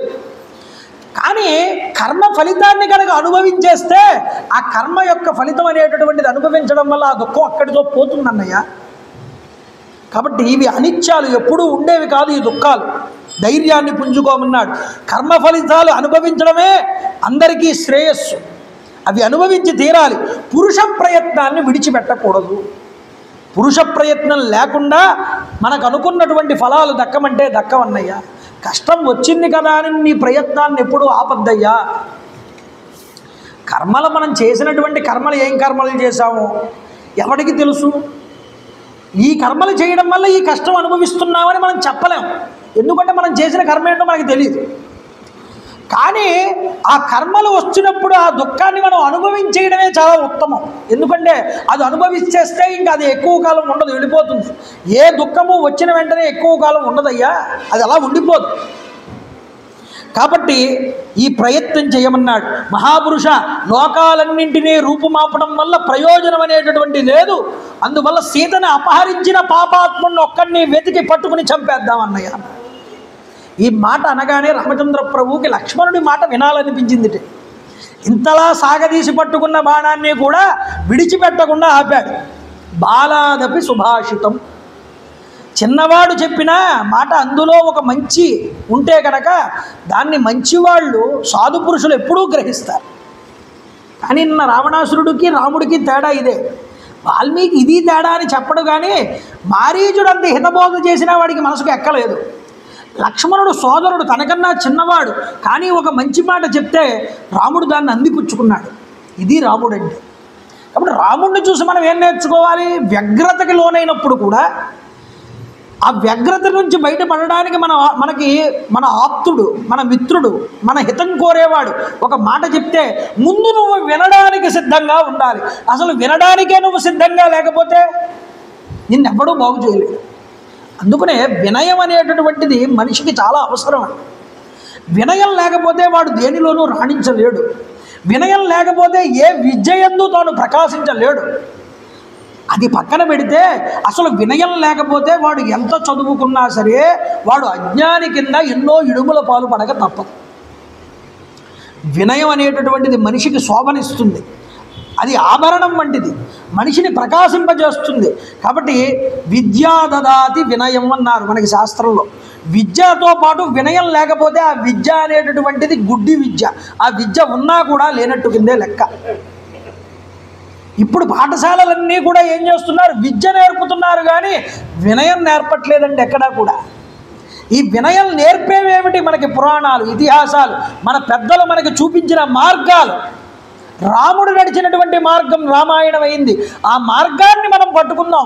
మన భవిష్యత్తు తరాలకి, మన పిల్లలకి దీన్ని అందిద్దామయ్యా. ఈ రాముడు పట్టుకున్నాడు లక్ష్మణుడి మాటని. సరేనయ్యా, నేను అలాగే చేద్దామన్నాడు. కోపాన్ని పక్కన పెట్టుకున్నాడు, నిగ్రహించుకున్నాడు, తనకి తాను నిగ్రహించుకుని నిలబడ్డాడు. నాయనా లక్ష్మణ, ఇప్పుడు మనం ఏం చేద్దామో నువ్వే చెప్పురా నాయన అడిగాడు. సీత జాడ తెలుసుకోవడానికి తగిన ఉపాయాన్ని ఆలోచించమన్నాడు. ఈ వనమంతా వెతికారటండి. అక్కడ వెతికితే కొంతసేపటికి, కొంత దూరం వెళ్ళేటప్పటికీ ఒక పర్వత శిఖరాకారంలో ఉన్నటువంటి ఒక గ్రద్ద అక్కడ విశ్రాంతి తీసుకుంటోందా అన్నట్లుగా కనిపించింది రామచంద్ర ప్రభు. కనిపిస్తే లక్ష్మణుడిని పిలిచి రామచంద్ర ప్రభు అన్నారు, లక్ష్మణ, అనేన సీత వైదేహి భక్షిత నాత్ర సంశయ, గృద్రరూపం ఇదం రక్షో వ్యక్తం భవతి కాననే. ఇదిగో ఈ కనిపిస్తున్నటువంటి గృద్రరాజు చూసావా, విశ్రాంతి తీసుకుంటున్నాడు. ఒళ్ళంతా రక్తసిక్తమై ఉన్నది. నాకు తెలిసి ఈ రాక్షస రూపం, రాక్షసుడే ఈ గ్రద్ద రూపంలో మారి మన సీతని తినేసి ఇక్కడ విశ్రాంతి తీసుకుంటున్నాడేమోనని నాకు అనిపిస్తున్నది లక్ష్మణ అన్నాడు రాముడు. చూడండి, ఇప్పుడే ఆలస్యం చేయకుండా ఇతన్ని వధించేస్తానన్నాడు రాముడు అంతటి వాడు. తం దీనం దీనయావాచ సపేనం రుదినం మనం. ఏమండి, జటాయువు ఆలోచనలోకి రావాలిగా. రాముడికి రాలేకుండా ఇలా ఆలోచించాడేమిటి రాముడు? మానవుడు ఎలా ఆలోచిస్తాడో ఆ సమయంలో అలాగే ఆలోచించాడు.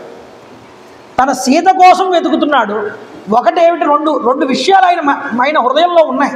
ఒకటి, సీత ఎవరి చేతైనా తినేసి ఉండబడాలి, లేకపోతే ఎవరి చేతైనా ఎత్తుకుని ఉండాలి, తీసుకుపోయి ఉండాలి. ఈ రెండే మనసులో ఉన్నాయి. అక్కడ ఒక రాక్షసుడి రూపంలో అంతటి పర్వతాకారంలో ఒక పక్షి ఉన్నది, అది రక్తసిక్తమై కనిపిస్తున్నది. సీత యొక్క ఆభరణాలన్నీ ముక్కల కింద కనిపించాయి. నాకు తెలిసి ఈ రాక్షసుడు ఈ పక్షి రూపంలోకి మారి ఇతన్ని తినేసి ఉంటాడు. అంటే ఎదురయ్యే ఏ సంఘటనైనా సీతాదేవితో కంపేర్ చేసుకుని పోల్చుకుని ఆలోచిస్తున్నాడు రాముడు ఆ సందర్భంలో. కాబట్టి నేను వెంటనే ఇంక ఉపేక్షించను, ఈ పక్షిని చంపేస్తానన్నట్ట. అనగానే నోట నుంచి రక్తం కారుతూ ఉన్నటువంటి పక్షిరాజు అయినటువంటి ఆ రాజు పక్షి ఆ దాశరథి అయినటువంటి రాముడితో అంటున్నట్ట, దైన్యంగా మాట్లాడుతున్నట్ట. ఏమని అంటే, తం దీనం దీనయావాచ సపేనం రుదిరం వనం అభ్యభాషత పక్షీతు రామం దశరథాత్మకి యామోషాది మియా ఆయుష్మాన్ అన్వేషపి మహావనే సా దేవి మమచ ప్రాణ రావణేనో భయం హృతం. ఏమయ్యా ప్రభో రామచంద్ర, ఈ అరణ్యమునందు ఒక గొప్పదైనటువంటి ఔషధీ మొక్క కోసం వెతుకుతున్నట్లుగా సీత కోసం నువ్వు వెతుకుతున్నావే, కాబట్టి ఆ జానకి అపహరించబడింది. ఎవరి చేతో తెలుసా? రావణాసురుడి చేత చెప్పాడు. చెప్పి అతడి పేరు రావణాసురుడు, నా ప్రాణాల్ని కూడా హరించిన వాడు వాడే అని చెప్పి, రామ నువ్వు లక్ష్మణుడు ఆశ్రమమునందు లేనప్పుడు ఒంటరిగా ఉన్నటువంటి సీతాదేవిని బలశాలి అయినటువంటి రావణాసురుడు అపహరించుకుని పోతూ ఉండగా నేను చూశాను. చూడడమే కాదు, వెంటనే ఆ జానకీదేవిని ఆదుకోవడానికి ఆమెను సమీపించి రావణాసురుణ్ణి నిలువరించాను. మా ఇద్దరి మధ్య చాలా పెద్ద యుద్ధం జరిగింది. ఆ యుద్ధం జరుగుతూ ఉండగా నా ముక్కుతో వాడి చేతిలో ఉన్న ధనస్సుని, బాణాలని, అమ్ముల పొదిని అన్నిటినీ కూడా విరిచేశాను. వాడి ధనస్సుని భగ్నం చేశాను, వాడి రథాన్ని భగ్నం చేశాను, వాడి రథసారథిని కూల్చేశాను, వాడి హస్వములని కూడా భగ్నం చేశాను, చంపేశాను. వాడు రథం నుంచి కింద పడ్డాడు, కింద పడి నాతో యుద్ధం చేశాడు సీతాదేవిని పక్కన పెట్టి. అలా యుద్ధం చేస్తూ ఉండగా ఇక ఉపేక్షించకుండా వాడు ఖడ్గాన్ని తీసి నా 2 రెక్కలు తరిగాడయ్యా. నేను మూర్ఛిల్లిపోయి పడిపోయాను భూమి మీద. అయ్యా, నేను ఇప్పటికే రావణాసురుడి చేతిలో దెబ్బతిని ఉన్నాను. ఓ రామా, రక్షస నిహతం పూర్వం నమాం హంతుం త్వమరహసి. ఈ స్థితిలో ఉన్నటువంటి నన్ను నువ్వు చంపకు రామా అన్నట్టు. రాముడు బడబడ ఏడ్చేసేటండి, ధనస్సు పక్కన పాడేసి. ఈ సన్నివేశాన్ని మాట వినగానే జటాయువు యొక్క మాట, ప్రేమకు పెన్నిదైనటువంటి సీతాదేవి యొక్క అపహరణ గాథను ఎప్పుడైతే జటాయువు నుండి పూర్తిగా విన్నాడో రామచంద్ర ప్రభు కన్నంబట నీళ్లు బొటబొట కారుస్తూ ఏడ్చాడు. సీతని రక్షించడం కోసం ప్రాణాలకు సైతం తెగించి పోరు సల్పి రావణాసురుడి యొక్క ఖడ్గ దాటికి రెక్కలు తెగిపోయి ముక్కలైపోయి పడిపోతే అలాంటి స్థితిలో ఉన్న జటాయువుని చూడగానే ఆర్తితో అరుస్తూ రామచంద్ర ప్రభు సీత పోయిందన్న దుఃఖం కన్నా ఇంకా దుఃఖం వచ్చిందిట. 2 ఇంతలు నేల మీద కుప్ప కూలిపోయాట రామచంద్ర ప్రభు. కుప్ప కూలిపోయి ఆ జటాయువుని కౌగిలించుకున్నట్టు 2 చేతులతో కూడా రామచంద్ర కౌగిలించుకున్నటువంటి దుఃఖ పరవశుడై నేలకు జారిపోయి ఏడవడం మొదలుపెట్టాడు. లక్ష్మణుడు కేసి తిరిగాడు. లక్ష్మణ, చూసావా జటాయువుని? రాజ్యాద్భ్రంశో వనే వాస సీతో నష్ట ద్విజోహత ఈదృశీయం మాం అలక్ష్మీ నిర్దహేదపి పావకం. రాజ్యాధికారం చేజిక్కించినట్లే జిక్కి చేజారిపోయి, కనీసం రాజ్యమునందైనా ఉంటానా అంటే రాజ్యంలో కూడా ఉండకుండా నన్ను అరణ్యాలకి పంపించేశారు. వనవాసంలోనైనా ప్రశాంతంగా ఉందాము అని అనుకుంటే ఇంతలో సీతాదేవి యొక్క ఎడబాటు అనేటటువంటిది వచ్చింది. ఇవి చాలవన్నట్లుగా ఇప్పుడు ఈ జటాయువు యొక్క ప్రాణాపాయ స్థితి అనేటటువంటిది నాకు తోడయ్యిందయ్యా. ఇన్ని రకాలుగా శోకాగ్ని నన్ను దహించి వేస్తోంది. ఇలాంటి శోకాగ్నిలో నేను కనుక వెళ్ళి సముద్రంలో మునిగినా ఈ శోకాగ్నిని తట్టుకోలేక సముద్రం కూడా ఆవిరైపోతుందయ్యా, అంతటి శోకాగ్నిని నేను అనుభవిస్తున్నాను లక్ష్మణ అన్నాడు రాముడు. నా అంతటి భాగ్యహీనుడు మరొకడు లేడు. బాధపడ్డాడు. సమస్త చరాచర ప్రపంచంలో నాకన్నా భాగ్యహీనుడు మరొకడు లేడన్నాడు. చూడండి, ఇచ్చేవ ముక్త్వా బహుశో రాఘవ సలక్ష్మణ జటాయుషంచ పస్పర్శ పితృస్నేహం విదర్శయన్. చాలా దారుణంగా విలపిస్తూ రామచంద్ర ప్రభు జటాయువుకి తన తండ్రికి ఉన్న సంబంధాన్ని ఒక్కసారి తలుచుకున్నట్ట. స్నేహితుడు కదండి, తన తండ్రి గారి మీద ఉన్నటువంటి భక్తిని కూడా ఆ జటాయువు మీద చూపించాడు. అంటే తండ్రి గారి స్నేహితుడు తండ్రి గారితో సమానం. ఒక్కసారి స్నేహం ఏర్పాటు చేసుకున్నాక మన ఇద్దరం సోదరుల కింద లెక్కయ్యా సుగ్రీవ అంటాడు రాముడు ముందర. అంటే సోదరుడు అంటే ఇతను చిన్న తండ్రి కింద లెక్క జటాయువు రామచంద్ర ప్రభువుకి. ఆ పితృభక్తిని కూడా చూపించాట. తన చేతితో జటాయువు యొక్క శరీరాన్ని నిమిరాట రామచంద్ర ప్రభు. చూడండి ఎంతటి అదృష్టం పట్టిందో జటాయువు. భగవత్ సేవ యందు ప్రాణాన్ని కూడా లెక్క చేయలేదు.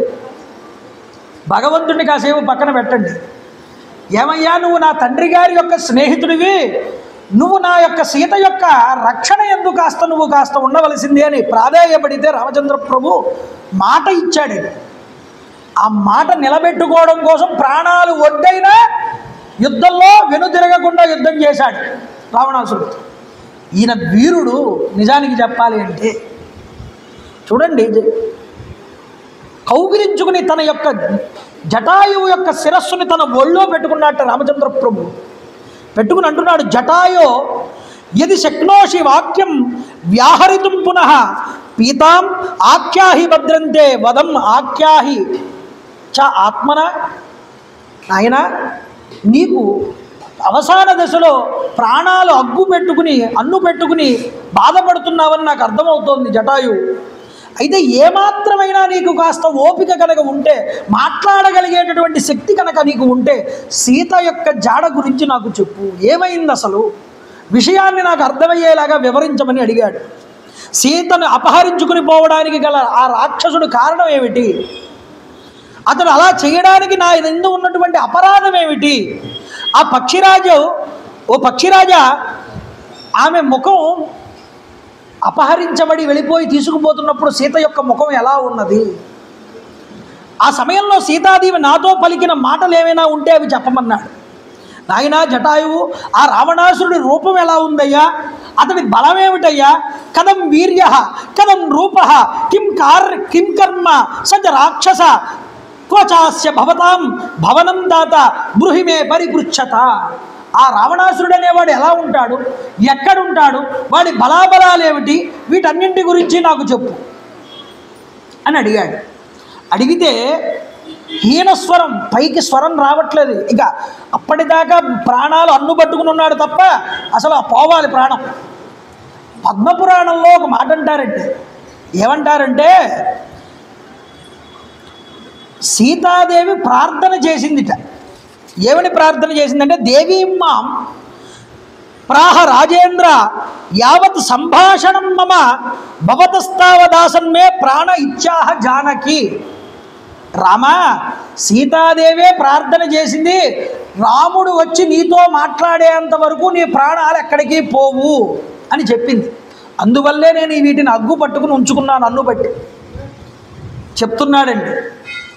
రాక్షసరాజు అయినటువంటి రావణాసురుడు తన ప్రబలమైనటువంటి మాయ చేత మబ్బులు కమ్ముకున్నట్లుగా చేసి పెనుగాలులు సృష్టించి ఆమెని ఆకాశ మార్గంలో అపహరించుకుని తీసుకుపోవడాన్ని నేను చూశానయ్యా.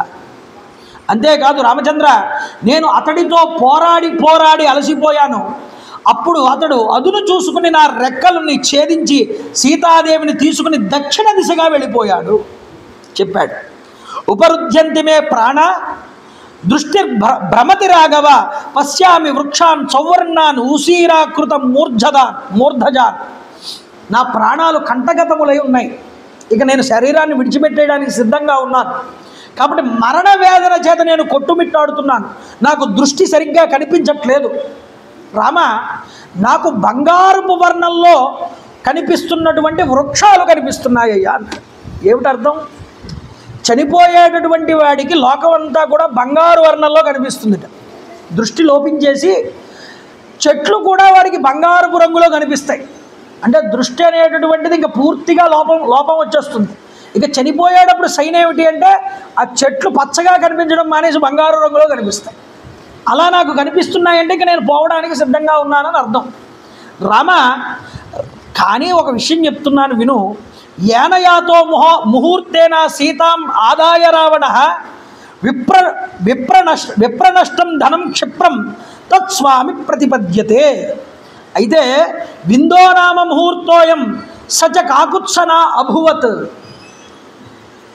రావణాసురుడు సీతమ్మ తల్లిని ఎత్తుకుపోయినటువంటి సమయం వింద ముహూర్తము అనేటటువంటి ఒక ముహూర్తంలో తీసుకువెళ్ళాడు. ఈ వింద ముహూర్తానికి ఉన్నటువంటి గొప్ప విశేషం ఏమిటి అంటే ఈ వింద ముహూర్తంలో ఎవడైనా ఒక వస్తువుని పోగొట్టుకుంటే మళ్ళీ అచిరకాలంలోనే ఆ వస్తువు వచ్చి వాడికి దొరుకుతుంది. ఆ ముహూర్త బలం అంత గొప్పది. జ్యోతిష శాస్త్రాన్ని ఎంత గొప్పగా చెప్తున్నాడో చూడండి.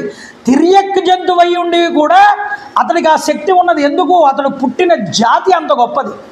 బ్రహ్మగారి వంశం నుంచి వచ్చినవాడు, సాధారణమైన వాడేం కాదు.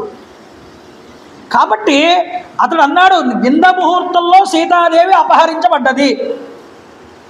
ఈ సమయంలో అపహరించబడినటువంటి వస్తువు యజమానికి తప్పకుండా వచ్చి దొరుకుతుంది, కంగారు పడకు. ఇది రావణాసురుడికి తెలియదు ఈ విషయం, వింద ముహూర్తం అని. కంగారులో వెళ్ళిపోయాడంతే, ముహూర్తాలు వర్జాలు ఏమీ చూసుకోలేదు. అయితే నిజానికి చెప్పాలంటే ఈ ముహూర్తం రావణాసురుడికి మరణాంతకము, వాడికి చావు మూడినట్లే లెక్క. కాబట్టి కనుక అతడు గాలానికి చిక్కుకున్న చేపలాగా వెంటనే నశించిపోతాడయ్యా. రాముడు మానవుడిగా ఉన్నాడు కాబట్టి అలా ప్రవర్తిస్తున్నాడు. కానీ భగవద్ విషయంలోకి వస్తే అలా వాడు ఆ గాలానికి చిక్కుకోవాలని గాలం వేసిందే రామచంద్రప్రభు ఒక రకంగా ఆలోచిస్తే. కాబట్టి రాముడు ఈ విషయాన్ని తెలుసుకోవాలని విషయం చెప్పాడు. చెప్పిన తర్వాత రామ, జనకసుత అయినటువంటి సీతాదేవి కొరకై నువ్వు వ్యధ చెందవలసిన అవసరం లేదు. త్వరలోనే నీవు రణరంగమునందు ఆ రాక్షసుణ్ణి హతమార్చి వైదేహితో కూడి ఆనందించగలవు. ఇవన్నీ చెప్తున్నాడు. కానీ అసలు రావణాసురుడు ఎక్కడున్నాడో చెప్పాలిగా. బుద్ధిమాంద్యత అనేటటువంటిది కలుగుతుందండి చనిపోయేటప్పుడు. ఇంకా అసలైన విషయం చెప్పట్లేదు, ఏదేదో మాట్లాడుతున్నాడు. చూడండి, అసమ్మూఢస్య గృద్రస్య రామం ప్రత్యమ భాషత అస్యాత్ శుశ్రావ రుధిరం మ్రియమాణస్య సామిషం. అప్పటికింకా స్పృహలోనే ఉన్నాడు, ప్రత్యుత్తరాన్ని ఇస్తున్నాడు. ఇంతలో అవసాన దశలో ఉన్నాడేమో, ఇంకా శరీరాన్ని విడిచిపెట్టడానికి సిద్ధంగా ఉన్నాడేమో. నోట్లో నుంచి రక్తం కక్కుకున్నట్ట. రామచంద్ర ప్రభు ఒడిలో ఉన్నాడు, తల ఒడిలో ఉంది. నోటిలోంచి రక్తంతో పాటు మాంసపు ముద్ద కూడా వచ్చింది, బయటపడ్డది. అయితే అయినా ఇంకా సూక్ష్మ దేహం, ఆ ప్రాణాలు ఉన్నాయి. ఆ ప్రాణాలను ఇంకా అన్నుబట్టుకుని మాట్లాడుతున్నాడు. ఏమని? పుత్రో విశ్రవస సాక్షాత్ భ్రాత వైశ్రవణస్య చ ఇచ్చుత్వా దుర్లభాన్ ప్రాణాన్ ముమోచ పతగేశ్వర. ఆ రావణాసురుడు వైశ్రవణుడి యొక్క కుమారుడు, కుబేరుడు యొక్క సోదరుడు అన్నట్టండి. అన్న తర్వాత ఇంక మాటలేదు. జటాయు, రావణాసురుడు వైశ్రవణుడి యొక్క కుమారుడు అన్నావు, కుబేరుడు యొక్క సోదరుడు అన్నావు. తర్వాత ఇంకా విషయం చెప్పు. ఎక్కడుంటాడు అతని బలం ఏమిటి చెప్పు. మాట లేదు. ప్రాణాలు వాయువులో కలిసిపోయాయి. జటాయు చూడండి, ఇంకా తెలపమంటున్నాడు రామచంద్రప్రభు. చేతులు జోడించి రాముడు పదే పదే ఆతృతతో అడుగుతూ ఉండగా ఈ యొక్క జటాయువు యొక్క ప్రాణాలు అనంత వాయువుల్లోకి వెళ్ళి కలిసిపోయాయి. అతని శిరస్సు రామచంద్ర ప్రభు యొక్క తొడ మీద నుంచి ఒక్కసారి నేల మీదకి ఒరిగిపోయిందన్నాడు.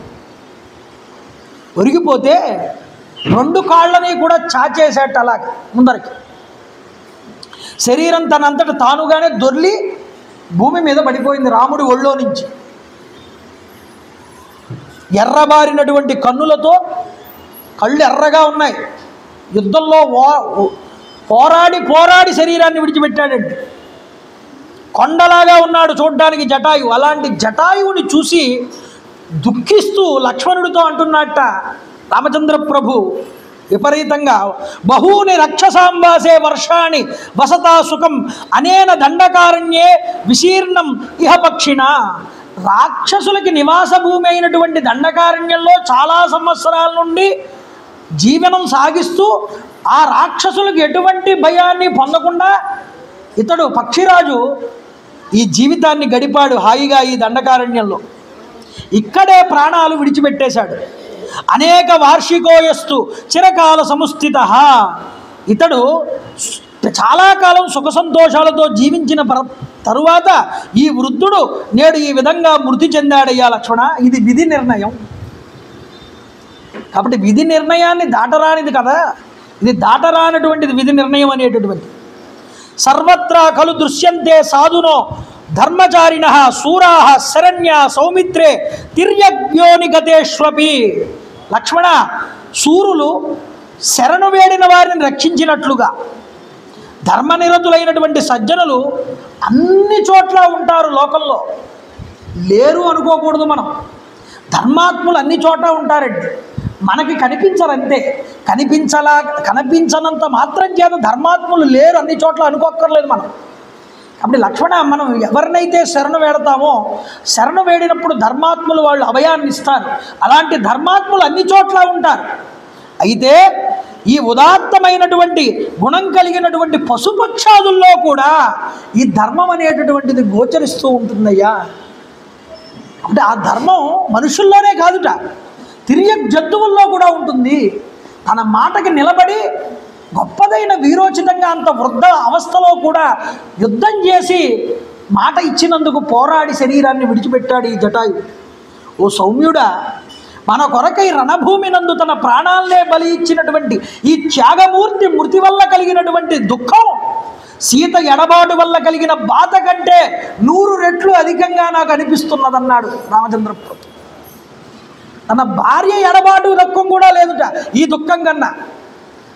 చూడండి, తనకి ఉపకారం చేసిన వాడు నావాడు అనుకుని రామచంద్ర ప్రభు అనుకున్నప్పుడు, తనవాడు అనుకున్నప్పుడు తర్వాత ఎలా ఉంటుంది రాముడి గుణం అంటే, ఎవడైనా సరే రాముడు, మనం అయోధ్యకాండ ప్రారంభం చేసుకున్నప్పుడు ఒక మాట చెప్పుకున్నాం రాముడి గురించి.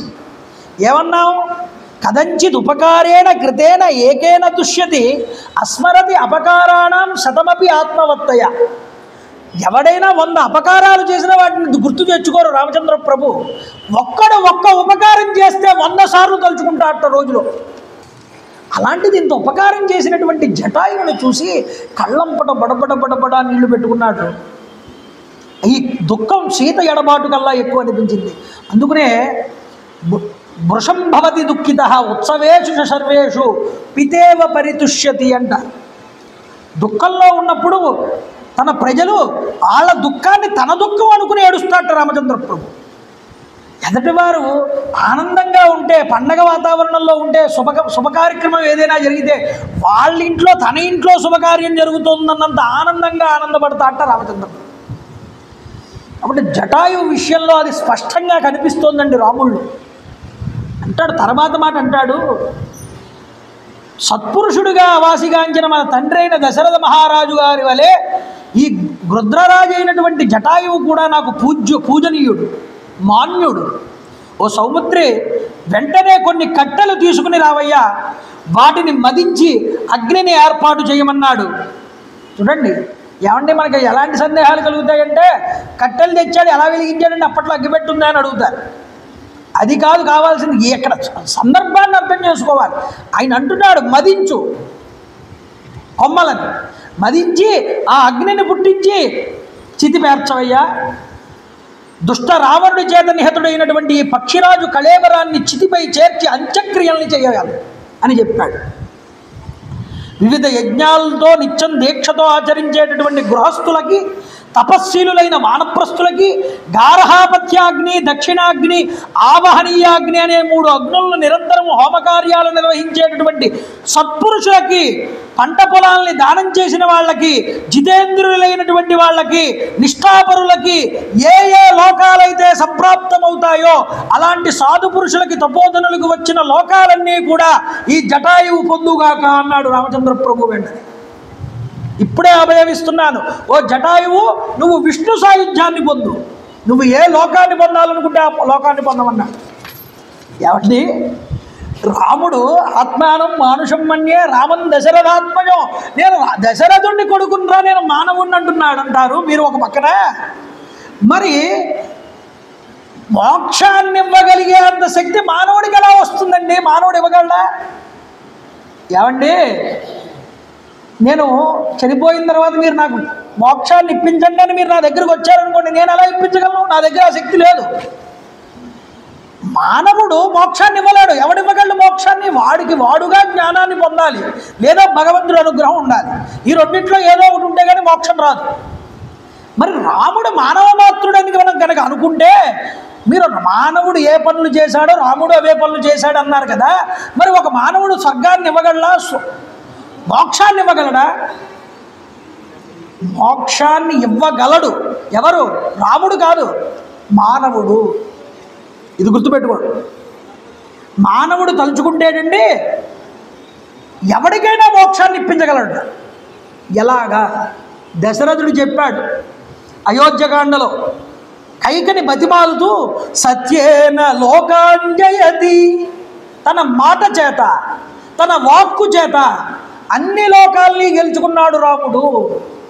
లోకాలన్నింటినీ గెలిచాడు. లోకాలని గెలవడం అంటే ఏమిటండి? ఇక్కడ చేసిన ధర్మం వల్ల లోకాలు గెలుస్తారు. రాముడు ఏ లోకాలైతే గెలుచుకున్నాడో ఆ గెలుచుకున్న లోకాల మీద అతనికి ఆధిపత్యం ఉంటుంది. అతడి నోరు సత్యమే పలికింది కానీ ఎప్పుడు అసత్యం పలకలేదు. కాబట్టి ఆ సత్యమే మాట్లాడిన నోరుతో ఏ మాట అన్నా అది జరిగి తీరుతుంది. మానవుడు నిజంగా సత్యనిష్ఠుడైతే, సత్యవ్రతాన్ని పొంది ఉంటే, వాడు నోటితో ఏం మాట్లాడినా అది జరిగి తీరుతుంది. కాబట్టి నువ్వు ఏ లోకం పొందాలనుకుంటున్నావో ఆ లోకానికి వెళ్ళిపోమన్నాడు. ఆయనకి ఆ శక్తి ఉన్నది. మానవుడిగా తాను సంపాదించుకున్నాడు.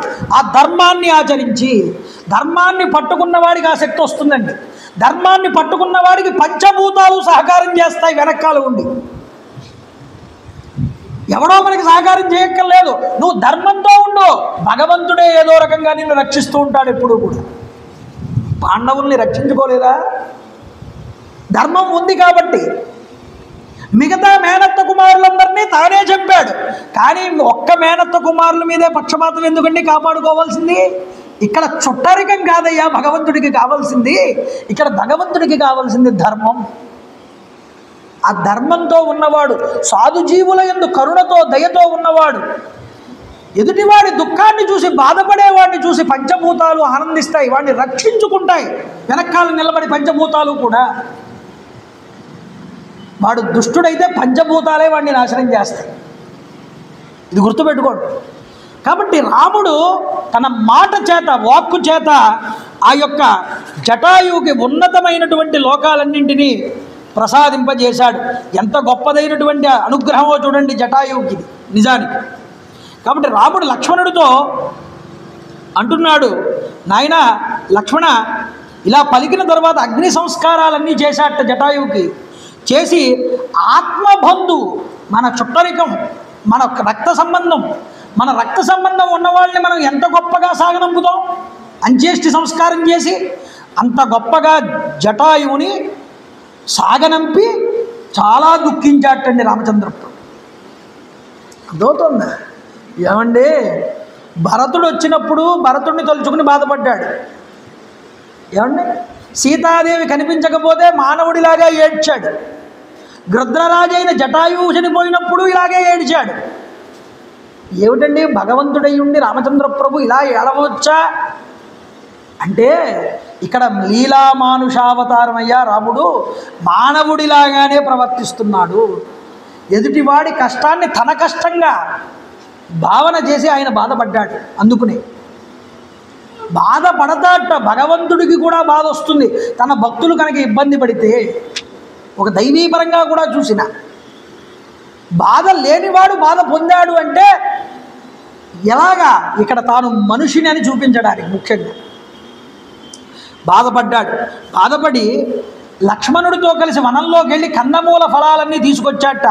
ఆ మూల ఫలాల గుజ్జు అంతటినీ తీసుకుని దర్భలు పరిచి ఆ దర్భల మీద ఈ గుజ్జుతో కూడిన పిండాలు పెట్టాట. సపిండీకరణం రామచంద్ర ప్రభు తండ్రికి చేసినంతగా దహన సంస్కారం చేయలేకపోయినా తండ్రి గారి స్నేహితుడికి దహన సంస్కారం చేసి సపిండీకరణ చేశాడు. బ్రాహ్మణులు ఎవరైనా చనిపోయినప్పుడు ఆ 12 రోజులు కూడా దశాహం వరకు ఏ కార్యక్రమాలు అయితే చేస్తారో ప్రతిరోజు కూడా శ్మశానానికి వెళ్ళి అక్కడ యమసూక్తాన్ని పఠిస్తారు. ఆ యమసూక్తాన్ని రామచంద్ర ప్రభు తన నోటితో చదివాట. యమసూక్తాన్ని చదివాడు. పితృదేవతలకు సంబంధించినటువంటిది. గోదావరి నది అక్కడే ప్రవహిస్తోంది. మనకి చాలామంది అనంతపురం జిల్లాలో ఉన్న లేపాక్షి అంటారు, జటాయు పట్టిన ప్లేస్ కాదండి. నాసిక్ దగ్గర నుంచి 40 కిలోమీటర్ల దూరంలో ఉంది. టాకేడ్ అని జిల్లా. ఈ టాకేడ్ జిల్లాలో బుద్రుక్ అనేటటువంటి ప్రాంతంలో సర్వతీర్థ జటాయు మందిర్ అని ఇప్పటికీ ఉందండి. సర్వతీర్థ జటాయు మందిర్ ఆ ప్రదేశంలో చేశాడండి. ఆ గుడికి పక్కనే గోదావరి నది, ధరణి నది ప్రవహిస్తూ ఉంటుంది. గోదావరి నదికి ఉపశాఖ. ఆ గోదావరి నదికి వెళ్ళి తర్పణాలు విడిచిపెట్టాట రాముడు. చూడండి, విడిచిపెట్టి అక్కడ పిండ ప్రదానాలన్నీ చేసిన తర్వాత జటాయు మోక్షప్రాప్తి కోసం శాస్త్రోక్త ప్రకారంగా ఉదక శాంతి చేశాట రామచంద్రపుడు. ఇక్కడ స్పష్టంగా చెప్పాడు, స్నాత్వాతో గృద్రరాజాయ ఉదకం చక్రతుస్తథ. ఉదక శాంతిని నిర్వర్తించాడు. అంటే ఎంత గొప్ప అదృష్టవంతుడో జటాయువు చూడండి. కాబట్టి ఇక్కడ గొప్పదైనటువంటి జటాయువు భక్తిని చూపిస్తున్నారు. జటాయుషో దీనదశాం విలోక్య ప్రియా వియోగ ప్రభావం చ శోకం యోవై విసస్మార తమార్ద్రచిత్తం శ్రీ జానకీ జీవన మానతోస్మి అని భగవద్భక్తానాం సర్వప్రాణినాం మోక్షాధికారస్య గమ్యమానత్వాశ్చ. భగవద్భక్తి కలిగినటువంటి వాళ్ళు సకల ప్రాణులకి కూడా మోక్షప్రాప్తి అనేటటువంటిది ఉంటుందిటండి. అంటే భగవద్భక్తి ఎవరికైతే ఉంటుందో వాళ్ళు ఏ యోనికి చెందిన వాళ్ళైనా వాళ్ళకి మోక్షప్రాప్తి అందుకుంటారు వాళ్ళు. అందువల్ల రామభక్తుల్లో ప్రముఖుడైనటువంటి జటాయువు కూడా మోక్షాన్ని పొందాడని ఇక్కడ చూపించారు. అంతేకాదు మత్కృతే నిధనం యస్మాత్ త్వయా ప్రాప్తం ద్విజోత్తమ తస్మాత్ మమ ప్రసాదేన విష్ణులోకం అవాప్స్యసి. నృసింహ పురాణంలో చెప్తాడు రామచంద్ర ప్రభు, నీకు విష్ణులోక ప్రాప్తి కలుగుతుంది జటాయువు అని. కాబట్టి ఇన్ని పురాణాల ఆధారంగా జటాయువుని రామచంద్ర ప్రభు ఉద్ధరించారండి. భాగవత భక్తిని జటాయువు చూపించాడు ఇక్కడ. అందువల్ల భక్తులని పరమేశ్వరుడు ఎప్పుడూ కూడా విడిచిపెట్టుకోడు. తన శరీరంలో ఒళ్ళో తల పెట్టుకుని శరీరాన్ని విడిచిపెట్టడం కన్నా గొప్ప లాభం జటాయువుకి ఎక్కడ ఉంటుందండి? అది కోరుకోవాలి. పరమేశ్వరుడి సన్నిధిలో ఈ శరీరం విడిచిపెట్టగలగాలి. అయ్యా అలాంటి చావుని నాకు దేహమునందు జీవుడు ఎలా వెళ్ళిపోయాడో కూడా తెలియకుండా వెళ్ళిపోవాలి. అలా నీ యొక్క అనుగ్రహాన్ని పొందాలి. మంచం మీద పడి ఇబ్బంది పడకూడదు ఈ దేహం. పరమేశ్వర ఊపిరి ఉన్నంత వరకు నీ యొక్క భజనని ఎప్పుడూ కూడా మరిచిపోకుండా అనుగ్రహించవయ్యా. కాబట్టి బ్రతికి ఉన్నన్నాళ్ళు నీ నామస్మరణను మరుతునేమో అని ఏడ్చారండి చాలామంది. ఆ అనుగ్రహాన్ని ఇవ్వయ్యా. బ్రతికి ఉన్నన్నాళ్ళు నీ భజన తప్పను గాని మరణకాలమునందు మరతునేమో.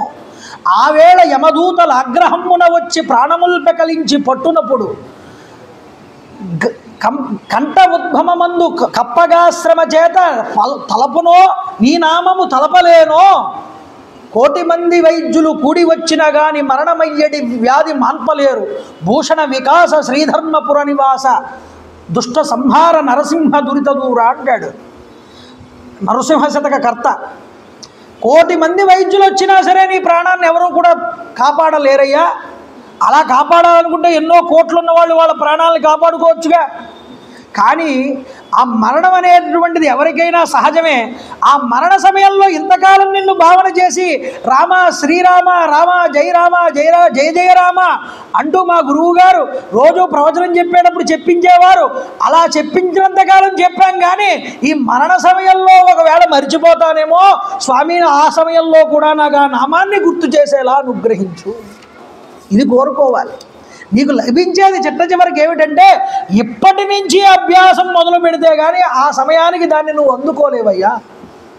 దంతంబుల్ పడనప్పుడే తనువునం ధారూడి ఉన్నప్పుడే కాంతాసంగంబు రోయనప్పుడే కురుల్ వెల్వెల్ల కానప్పుడే చింతింపన్ నీ పదాంబుజాలమునన్ శ్రీకాళహస్తీశ్వర, ఓ శ్రీకాళహస్తీశ్వర నన్ను అనుగ్రహించవయ్యా.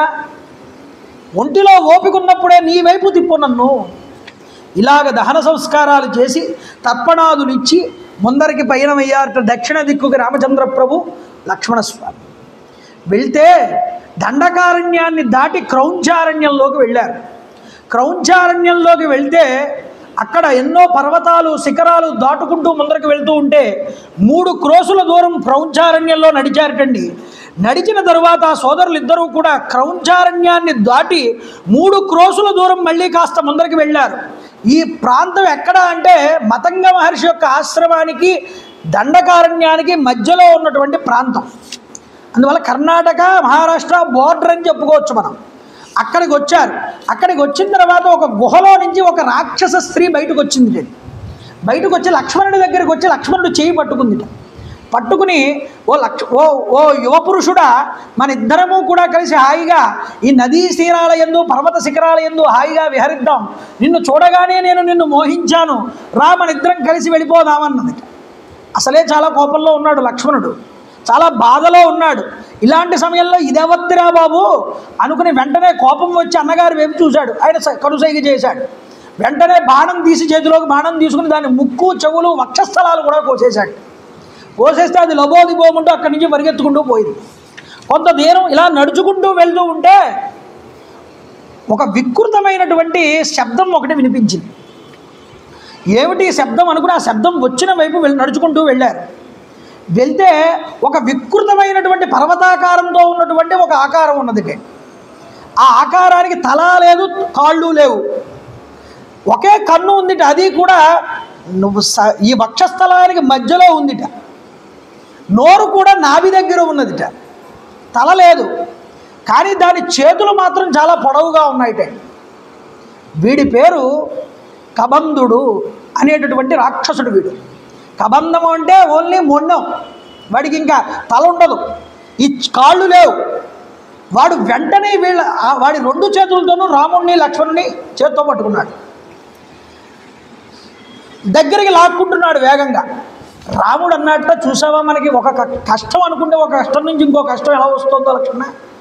నిజానికి కైకేయి అనుకున్నటువంటి కోరిక ఈ విధంగా నెరవేరిపోతుందేమో, మనం ఇద్దరం ఇంక చెడిపోతామేమో. ఒక పని చేయి, నువ్వు దూకే ఇక్కడి నుంచి, నేను బలి అయిపోతానన్నాడు. లేదన్నయ్య నేనే దూకేస్తాను, నువ్వు సీతాదేవిని వెతుకు వెళ్ళి దీనికి నేను ఆవుతైపోతాను అని లక్ష్మణుడు అంటున్నాడు. ఇలా అనుకుంటూ వీళ్ళిద్దరూ ఉండగా ఇంకా ఆలోచిస్తారేమిటి, నాకు ఆహారంగా రండి, నేను చాలా ఆకలిగా ఉన్నానని 2 చేతులతో దగ్గరికి ఆక్కుంటుంది. అది కాసేపు ఉండేటప్పటికి రామచంద్ర ప్రభువుకి కాస్త ఆలోచన వచ్చి, దీని చేతులు చూడు లక్ష్మణ, దీనికి బలమంతా చేతుల్లోనే ఉంది, దీని శరీరంకి ఏమీ ఇక ఏ బలము లేదు, కాబట్టి దీని చేతుల్ని కనుక మనం నరికి వేస్తే బయటపడచ్చు అన్నాడు. వెంటనే ఇద్దరు తన చేతుల్లో నుంచి నొడానికి కట్టి ఉన్న ఖడ్గాల్ని పైకి తీశారు. తీసి కుడి చేతిని రాముడు, ఎడమ చేతిని లక్ష్మణుడు నరికి వేశారు. వెంటనే లబోదిబోమంటూ అరిచాడు ఈ రాక్షసుడు. ఎవరు మీరు అని అడిగాడు. ఇలా పలానా వాళ్ళం అని చెప్పారు. చెప్తే నీ గురించి చెప్పమన్నారు. చెప్తే నాకు ఇప్పుడు అర్థమైంది మీరెవరో, ఒక ఋషి కారణం చేతని నాకు ఈ దుస్థితి అనేటటువంటిది ఏర్పడింది అని చెప్పాడు. ఏమిటంటే, నేను పూర్వం ఒక దానవుణ్ణి, చాలా అందగాండి, మంచి రాజ్యం ఉన్నటువంటి వాడిని. నేను ఎప్పుడూ కూడా నాకు అలవాటు ఉంటూ ఉండేది. ఆ అలవాటు వల్ల నేను ఏం చేసేవాడిని అంటే, అరణ్యంలో తపస్సు చేసుకునేటటువంటి ఋషులందరినీ ఒక వికృతమైన రూపాన్ని ధరించి భయపెడుతూ ఉండేవాడు. ఒకరోజు అక్కడ స్థూలశిరుడు అనేటటువంటి ఒక ఋషి తపస్సు చేసుకుంటున్నాడు. ఆయన దగ్గరికి వెళ్ళి ఒక వికృత రూపాన్ని పొంది ఆయన్ని కూడా అలాగే భయపెట్టాను. భయపడితే ఆయన నేను ఎవరో తెలుసుకుని వెంటనే నాకు శాపాన్ని ఇచ్చాడు. ఏమిటా శాపం అంటే, నువ్వు ఏ వికృత రూపాన్ని అయితే ధరించి నన్ను భయపెట్టాలనుకున్నావో ఆ వికృత రూపంలోనే ఉండిపోవాలా అన్నాడు. నేను ఆ వికృత రూపంలోనే కాలం గడుపుతూ ఉండగా కొంతకాలానికి ఏమైంది అంటే, నేను బ్రహ్మగారి కోసం తపస్సు చేశాను.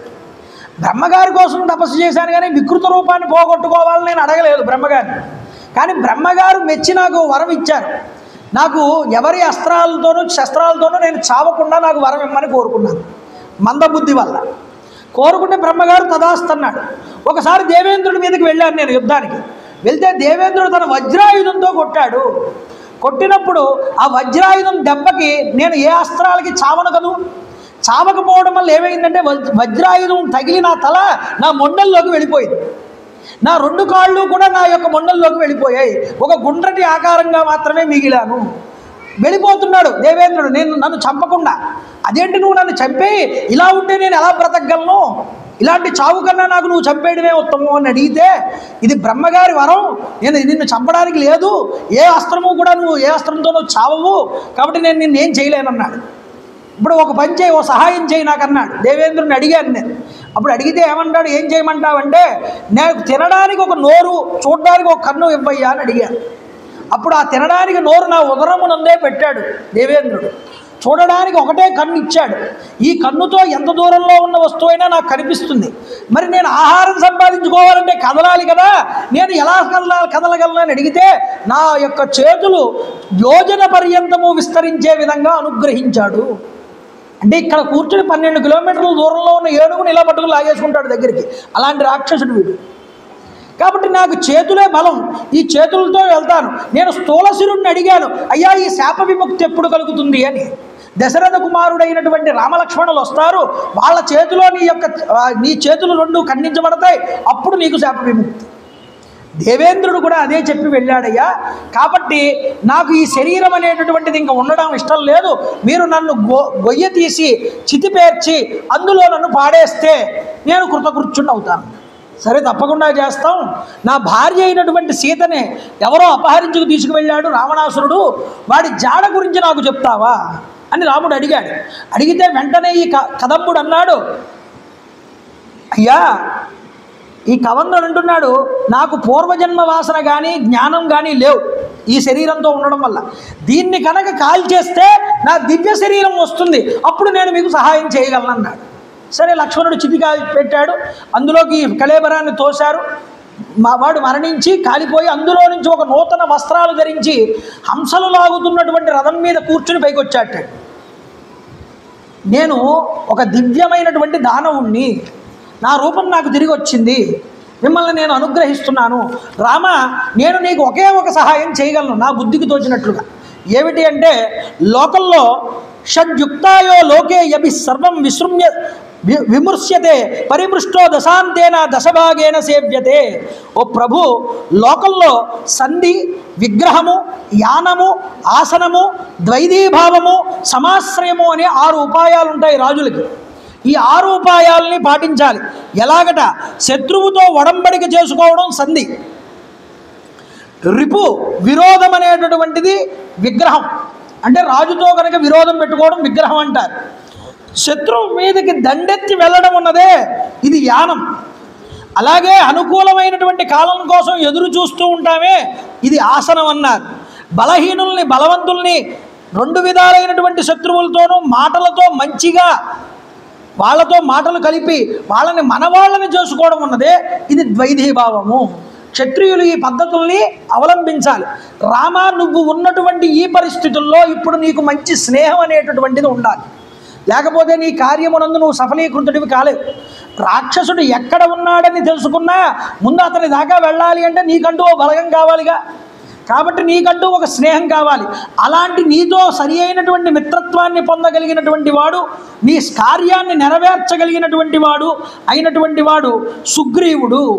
శ్రూయతాం రామ వక్ష్యామి సుగ్రీవో నామ వానర భ్రాత్ర నిరస్త క్రుద్ధేన వాలినా శక్రసూనునా. వాలి వల్ల కోపానికి గురై ఇంటిలో నుంచి తరిమివేయబడి ఇప్పుడు ఋష్యమూక పర్వతం మీద తలదాల్చుకుంటున్నాడయ్యా ఈ సుగ్రీవుడు. ఈ ఋష్యమూక పర్వతం బ్రహ్మగారి చేత సృష్టించబడినటువంటిది. ఆ ఋష్యమూక పర్వతం మీద ఉంటున్నాడు 4 వానరుల్ని వెంట పెట్టుకుని మంత్రుల్ని. నువ్వు అతని దగ్గరికి వెళ్ళి కలు. ఇదిగో ఇక్కడి నుంచి కాస్త ముందరికి వెళ్తే మతంగవనం వస్తుంది, మతంగ మహర్షి యొక్క ఆశ్రమం. ఆ మతంగ మహర్షి యొక్క ఆశ్రమానికన్నా ఇంకా కాస్త ముందరికి వెళ్తే పంపా సరోవరం వస్తుంది. ఆ పంపా వరానికి అవతల వైపు ఈ ఋష్యమూక పర్వతం ఉంటుంది. ఈ పర్వతానికి ఎదురుగుండా ఒక కొలను ఉంటుంది. అది ఎప్పుడూ తీయని మంచినీటిని ప్రవహిస్తూ ఉంటుంది. అక్కడ ఆ మంచినీటిని తాగి సేద తీరండి. అక్కడే ఆ పర్వతం పైన ఒక గుహ ఉంటుందయ్యా, రాళ్లతో కప్పివేయబడి. ఆ యొక్క గుహని శిలాపిధానము అంటారు. అందులో మానవ మాత్రులు ప్రవేశించలేరు.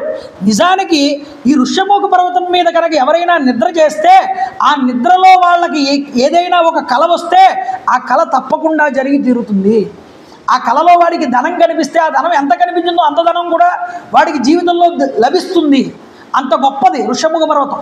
కానీ దుర్మార్గులకి, పాపపు పనులు చేసేటటువంటి వాళ్ళకి ఈ ఋష్యమూక పర్వతం మీద నిద్రించడం అనేటటువంటిది సాధ్యం కాదు.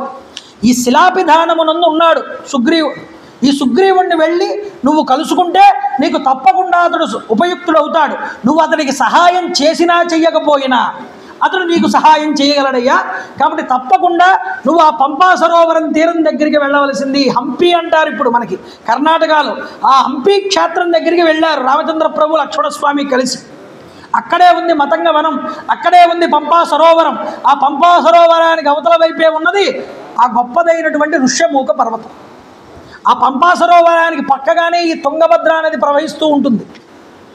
కాబట్టి రామచంద్ర ప్రభు లక్ష్మణస్వామి అతని దగ్గర మాట తీసుకుని ఆ విషయాన్ని విని అతడు యథేచ్ఛగా వెళ్ళిపోయాడు. నేను ఇంతవరకు నీకు సహాయం చేయగలనని చెప్పాడు. ఇక మీదట నాకు ఏ విషయాలు తెలియవన్నాడు. అతడు వెళ్ళిపోయాడు. వెళ్ళిపోయిన తర్వాత రాముడు లక్ష్మణుడు కలిసి మతంగ వనానికి చేరుకున్నారు. అంత దూరంలో మతంగ మహర్షి యొక్క ఆశ్రమం కనిపించింది. ఆ మతంగ మహర్షి ఆశ్రమంలో ఒక స్త్రీ ఎప్పటి నుంచో రామచంద్ర ప్రభు గురించి, లక్ష్మణస్వామి గురించి ఎదురు చూస్తున్నది. ఆవిడే శబరి.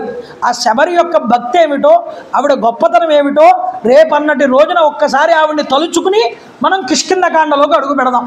కాబట్టి ఆవిడ గురించి ప్రత్యేకంగా చెప్పుకోవాలండి, ఆవిడ భక్తి గురించి. అందుకనే ఇప్పుడు విడిచిపెడుతున్నాను. అయినా పాత విషయాన్ని ఒక్కసారి తలుచుకుని కొత్త విషయంలోకి రావడం సాంప్రదాయం. కాబట్టి రేపన్నటి రోజున శబరి వృత్తాంతాన్ని చెప్పుకుని అప్పుడు మనం కిష్కింధకాండలోకి ప్రయాణం చేద్దాం. నేను చెప్తాను, మీరందరూ చెప్పండి. ఈరోజు ఇంత చక్కనైనటువంటి అరణ్యకాండని పూర్తి చేసుకున్నాం. కాబట్టి చక్కగా ఇక్కడ లొల్ల రమేష్ గారు, అతడి ధర్మపత్ని అయినటువంటి అన్నపూర్ణ గారు ఈ యొక్క రామసేవ యందు వచ్చినటువంటి ఈ తపస్సు చేసేటటువంటి రామాయణం తపస్సు చేసే భక్తులందరికీ కూడా చక్కనైన నారాయణ సేవ చేయించండి, వాళ్ళకి చక్కనైనటువంటి అల్పాహారాన్ని ఏర్పాటు చేయండి అని వాళ్ళు చెప్పడం వల్ల వాళ్ళ ఆదేశం మేరకు గాను వాళ్ళు ఎక్కడో అమెరికా నుంచి లైవ్ చూస్తున్నారు రోజు మనం చెప్పేటటువంటి రామాయణాన్ని. మనం ఇక్కడ ఉండి కూడా దగ్గరలో రాలేకపోతున్నారు చాలామంది. ఎంత ఆశ్చర్యమో చూడండి. రాముడు అనుగ్రహించాలంటే ఎక్కడ ఉన్న వాళ్ళనైనా అనుగ్రహిస్తాడు. కాబట్టి చూడండి, వాళ్ళు అక్కడి నుంచి ఇచ్చి ఈరోజు ఇక్కడ అందరికీ అల్పాహారం నారాయణ సేవ చేయించండి అని చెప్పారు. వాళ్ళని చక్కగా ఈరోజు తలుచుకుని వాళ్ళకి రామచంద్ర ప్రభు అనుగ్రహం కలగాలని మనస్ఫూర్తిగా భావన చేస్తున్నాను. అంతేకాకుండా ఈరోజు ఈ యొక్క అరణ్యకాండ పూర్తి రోజు జటాయువు యొక్క మోక్ష వృత్తాంతాన్ని అద్దంకి కృష్ణమూర్తి గారి పేరు మీదుగా, మన అద్దంకి బుజ్జి గారు ఉన్నారుగా, అతని సోదరుడు, ఆయన పేరు మీదుగా అతని కుమారుడు లక్ష్మణరావు గారి యొక్క కార్యక్రమాన్ని ఏర్పాటు చేయడం కూడా జరిగింది. వారు కూడా ప్రసాద వితరణకు ముందుకు వచ్చారు. కాబట్టి చక్కగా మీరందరూ కూడా ఏమి కంగారు పడుకోకుండా, తోసుకోకుండా హాయిగా వెళ్ళి ఒక్కొక్కళ్ళు వెళ్తే మీకు చేతిలో ఆ పలహారాన్ని పెడతారు, తీసుకుని ఆ రామకథా ప్రసాదాన్ని స్వీకరించండి. రామకథని మనం గురోలుతున్నాం చెవులతో, ప్రసాదాన్ని నోటితో గురోలుతాం, అంతే తేడా. కాబట్టి నేను చెప్తాను, మీరందరూ కూడా భక్తితో చెప్పండి. శ్రీరామ జయ రామ జయ జయ రామ, శ్రీరామ జయ రామ జయ జయ రామ, శ్రీరామ జయ రామ జయ జయ రామ, శ్రీరామ జయ రామ శివరామ, శ్రీరామ జయ రామ శివరామ. శ్రీరామ జయ రామ శివ రామ శ్రీరామ జయ రామ కోదండ రామ శ్రీరామ జయ రామ కోదండ రామ శ్రీరామ జయ రామ కోదండ రామ రామ రామాయ నమః రామ రామాయ నమః రామ రామాయ నమః రామ రామాయ నమః జై శ్రీరామ్ జై శ్రీరామ్ జై శ్రీరామ్ జై శ్రీరామ్ మంగళం గోసలేంద్రాయ మహనీయ గుణాత్మనే చక్రవర్తి తనూజాయ సార్వభౌమాయ మంగళం మా కాందాయ కాందాయ కామిదార్థప్రదాయినే శ్రీగిరీశాయ దేవాయ మల్లినాథాయ మంగళం కాళే వర్షతు వర్జన్య పృథివీ సత్యశాలినే జయ గురుదేవ దత్త గోవిందా గోవిందా గోవిందా. హర నమ పార్వతీపదే హర హర మహాదేవ.